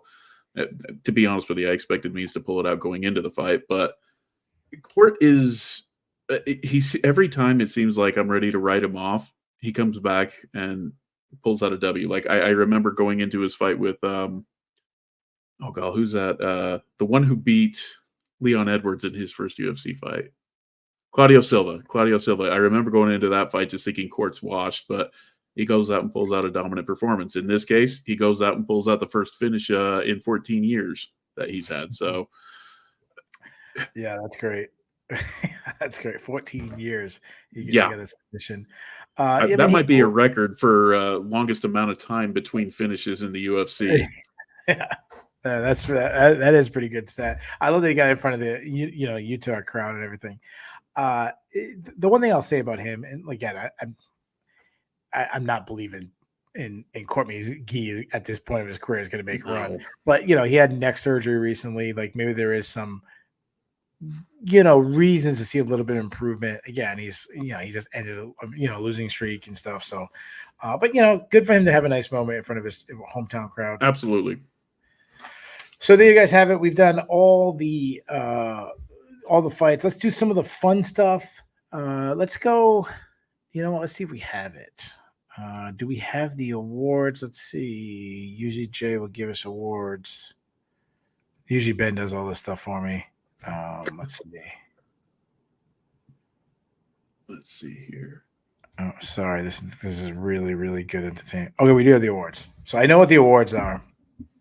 Okay. But, we're gonna do we'll do fight of the night and 2 performance bonuses. That's what we have. We'll throw it out to the chat. We'll let you pick. You don't have to guess who the UFC do, but if you were giving out the bonuses tonight, what would you do for fight of the night, and what would you do for 2 performance bonuses? Fight of the night, I'd probably give to the main event. Okay. Buckley, I think definitely gets one. Okay. And I'd say the last one probably goes to either McGee or Spann. I wish that they would do 5 in this case, but if I've got to pick, we'll give it to the homeboy. We'll give it to Court. So you went main event. You went Court McGee and Joaquin Buckley. So according to you missed the UFC one by 1. The main event was the fight of the night. Buckley did get a performance bonuses, but Ryan Spann was the guy who had to get it. So you actually picked the wrong one. I wouldn't give it to Buckley. I would, he got a 3rd round stoppage. I would have gave it to McGee and Spann myself. As far as fight of the night, the main event was really intriguing. But I'm gonna go all the way down. Hernandez versus Hubbard had some pretty epic moments in that fight, so I'd give that one the fight of the night. JP Taylor gives the performances to Buckley and Poetan. Iman Report gives it to Rountree and Pereira, Buckley and McGee. So the same exact ones you had. Yeah. Let's go to the cut list. So the way the cut list works, If both me and you have the same name on the list, we give the UFC permission to get rid of them. How many people do you have for the cut list? So just clarifying, we're not counting Esparza given she's retiring, right? No, not counting Esparza. Okay. So I've got 3. All right. I also have 3, so maybe we'll have the same 3. Give me your first one. OSP. I know that he is a free agent. 2-2. Yeah, I know, but he's a free agent, so you wouldn't re-sign him. No, he's been 2-2 in his last 4, but at the same time, I look at who he's beat. He beat a washed Mauricio Shogun Hua, and then he beat Kennedy Nzechukwu. I can't say his name right now. Not without it in front of me right now. It's late. Anyway, I think Nzechukwu gave him the win as opposed to OSP taking the win. So I think OSP's done. Yeah. I'll give you my second one. I'm going to the very first fight. Tim Means. I mean, the dude's lost 5 of his last 6. He's 40 years old. He's been stopped in 4 of those 5 losses. Did you have Tim Means on your list? I did have Tim Means on my cut list, yes. All right. So that we're 2 for 2. Can we go 3 for 3? Who's your last person that you get rid of? Iora Potiera. I really thought about saving him. I'm like, this guy got fouled a million times. But I'm like, you know what? It just gives him an excuse. Like, he was going to lose anyway. So I'm with you. Yep. Yeah, 3 for 3. He's lost 4 of his last 5. Iora Potiera, I would get rid of. So there's your cut list. I didn't tell you about Dude Seriously. I apologize. So I'll rant to that at the end. So let's do the Bulls and the Bears list. The Bulls and Bears are a stock market reference. We do it hockey style. So we do 3, 2, 1. You want to be on the Bulls list, that's stock that's going up. You don't want to be in the Bears list, that's going down. Do you want to go positive or negative? You know what? Let's save the best for last. Let's go negative first. All right, let's go negative. If you don't mind, I'll go first. My number 3 stock going down. How about this? I don't know who's. I don't watch hockey. I didn't know Utah has a professional hockey team. Just barely. Their team name is something like the Utah Hockey Club or some shit like that. I'm not happy about it. We'll just put it that way. But yeah. But you got a team like a year ago, and you haven't named them yet? Dude, their stock, I don't know what's going on with the city of Utah, but their shit's or the state of Utah and Salt Lake City, that stock is going down. That's my number 3. Sorry, dude. I can't blame you on that one. It pisses me off. So, are you a hockey guy? I'm not big on hockey, but I'm just sitting here thinking we can't get our shit together enough to give a hockey team a name. Okay, that's pathetic. My number 2. How about the juniors? Not a good night for juniors. Jose Aldo Jr. and Khalil Rountree Jr. both took losses on the same night. So juniors, you want to be seniors tonight, not juniors. They did not have a good night. And my last one, I'm going to go with the older guys in the sense in gals where we talked about a matchup between a older guy versus the rising star. We had, in my opinion, we had 3 of those matchups tonight. Jose Aldo versus Mario Batista, Stephen Thompson versus Joaquin Buckley, and Marina Rodriguez versus Asman Lucindo. They went 0 for 3, the old guys. The rising stars all won. 2 of them were very controversial decisions, but not a good night for the oldies. Dane, what do you got? I actually did have the oldies, so that one I can skip out on. I had to put Dave Selgisstand on there. He went from nobody knowing him to everybody despising him. So yeah, that's a pretty big bear there. And I also had the judges, not necessarily because I thought they did a crappy job, but more just because it seems like the home crowd and the internet really despise them tonight. I saw all sorts of talks of robbery, and lots of boos were coming down after many of those decisions were read. So judges are definitely bears tonight. There you go. Let's go to the Bulls. So these are ones you want to be on the list. I'll let you kick it off. Definitely you got to give it to Buckley. He needed a win in style. He absolutely got that by knocking Wonder Boy out cold. So that was a big win for him. Delidze, largely because he's filled in on short notice on his last couple of fights, done the UFC a solid, and come out on top both times. And if you're able to come out on top while doing the UFC solid, they're gonna give you a nice little prize. I think so. Good on him. And then it may have been a losing effort, but Khalil Rountree picked up a shit ton of fans tonight. There's a lot of people that were very impressed by him, as they should have been. And he's not going to be a name that the casual MMA fan says, who? They're not going to be saying that anymore about him. So, Rountree. Yeah, I mean, we didn't mention this, but he had a better showing against Alex Pereira than Yuri Prochazka did twice, than Jamal Hill did, than Sean Strickland did, Izzy did at one of his fights. So, yeah, a lot of people didn't give him a chance, and he actually had one of the better showings. I'll give you 3. Mario Batista, I know, again, he's not going to – you talk about Khalil Rountree's going to gain fans. Mario Batista's not going to gain fans, but for the rest of his life, he can say he has a win over Jose Aldo. So no matter where he goes in his career, he can tell – if you talk about all-time greats and he's sitting around talking with his grandparents and they're doing a top 10 list years from now and someone mentions Jose Aldo, he'll be like, oh, I beat that guy. My number 2, going to a coach, Bob Perez, for doing the right thing. Showing that he cared about a fighter. Remember, when a fighter loses, the coaches lose that money too. So, it does benefit. Not always. It depends on what the contract they have with the fighter and everything. But generally speaking, a lot of times it's, you kind of make a percentage of what they make. So, but still putting the fighters, well-being in front of winning and stuff. I think that was a really good moment from Bob Perez and the other corner man.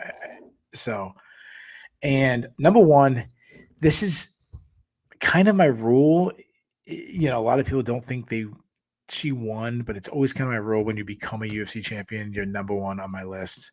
Julianna Pena, second time now, probably has now cinched a spot in the UFC Hall of Fame.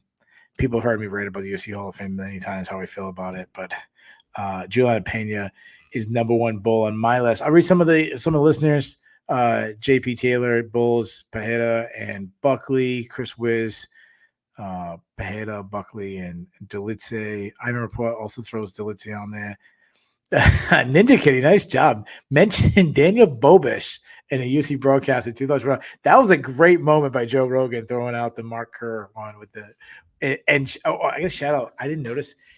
I was noticing the head position. My wife, who was watching the fights, who really hardly ever watched fights with me, she was sitting on the couch and she was like doing stuff. She's a teacher. She was doing stuff for her school and stuff, but she was watching that fight and she's like, so she's like, is she allowed to put her chin in her eye? I'm like, she's not putting her chin in her eye. She's like, it looks like she's put her chin in her eye. And then like a minute later, they stop it because of that. I'm like, wow, nice job, man. So, all right, let's do again. I'm sorry I didn't tell you about the dude seriously, so I'll crank these out really quick. So dude seriously, you'll catch on what the dude seriously is. I know what it is. Oh, do you have any? I'll let you go first, man. Okay. There's a good chance that you're probably going to repeat me. So, all right, I got 4 or 5 of them. I think I like to do seriously a lot more than Ben does. It's my favorite moments.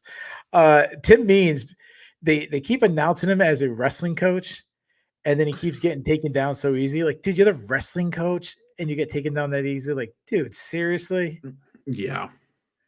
How about Carlos Esparza coming out to, being from California, coming out to ship it off to Boston, which, by the way, she wasn't the only fighter to I think one of the Brazilian, I think Ketlin Vera came out to it too. Another Brazilian did, but it's worse that Carlos Esparza came out because you're from California coming out to ship it off in Boston. One, you're fighting in Utah, but worse, you're fighting against the New England fighter in Tisha Pennington, who's from Fall River, Massachusetts, which is the same state as Boston. Like, what are you doing? Like, come on, dude, seriously. All right. Can I call it Esparza's kid? Carlos Par's toddler was trying to steal Joe Rogan's watch. Like, dude, seriously, you got all the cameras on it. Go for the steal, kid. Just not when the cameras are looking. You know what I mean, dude? Seriously. All right, obviously, I'm joking. I'm not really coming after our toddler. Can I call? Listen, I know Utah is like the state known for being the nicest people and all this stuff, but I mean, they got all the Mormons, and all Mormons are like the nicest people and stuff because they want to. They want to be nice to you, so you'll marry them, even though they're already married. But the crowd was great. They were booing this. Listen, all crowds do the wooing and all that. But you're mad that Tisha Pennington lost. Then she goes, "I want to dedicate this fight to my grandmother who died of breast cancer and is breast cancer awareness month." And they're booing her as she's talking about her dead grandma. Like, dude, seriously? That was my dude, seriously. I'm with you 100% on that one. And then I gotta get one more. I gotta go Stephen Thompson and Stephen Thompson's dad. They said Stephen Thompson wants to fight till he's 45 if his dad will let him. Dude's 40 years old. He's gonna ask his dad permission if he can fight. Dude, seriously? You have any more? Nah. It was one of those deals where I'm like, oh crap, I knew I should have been paying more attention towards that. But I also figured, he's usually pretty good about that one. I'm sure he'll make up for me on it. So yeah, dude seriously is my you know what JPT did mention? Yeah, the kid was in a Cookie Monster stealing cookies and stealing watches. You know what, though? All the credit in the world to Esparza for having her kid in that. You know, she's known as the Cookie Monster. I thought that was quite badass. Yeah, that was actually pretty good. I actually met Khalil Esparza's husband when she fought Weili Zhang, and me and him were in like a lobby area, and we're just talking to. I knew who he was from the like embedded shows and stuff, and just started talking. The guy seemed like a really nice guy. So, what was your grade? Has a pretty good one on there for dude. Seriously, too. I got to give him credit on that. Oh yeah, when Joe Rogan's like, blow your nose, and then all of a sudden, like, it just kept gushing. Yeah. No, that was impressive to say the least. Oh, Chris Wiz talked about that. This is the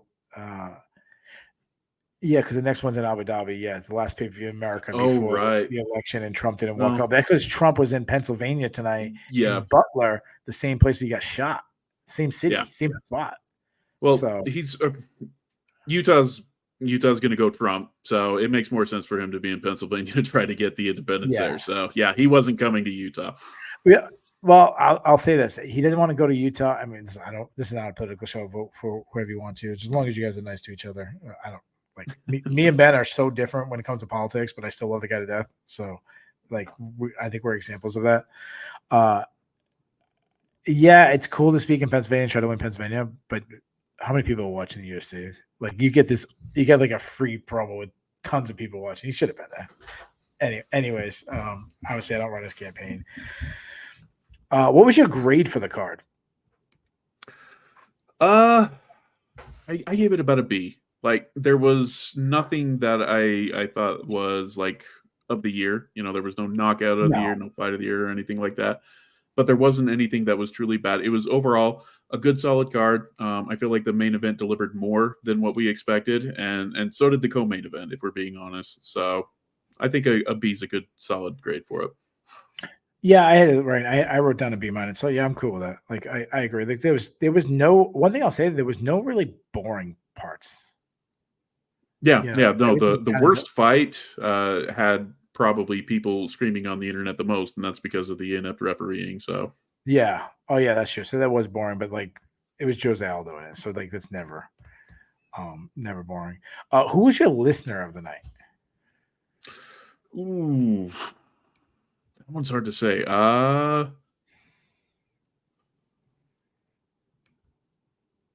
can't do that. Ninja Kitties was one that I was thinking about, but Ninja Kitty's always there. Chris Wiz actually had a couple of good ones, so I'll say Chris Wiz.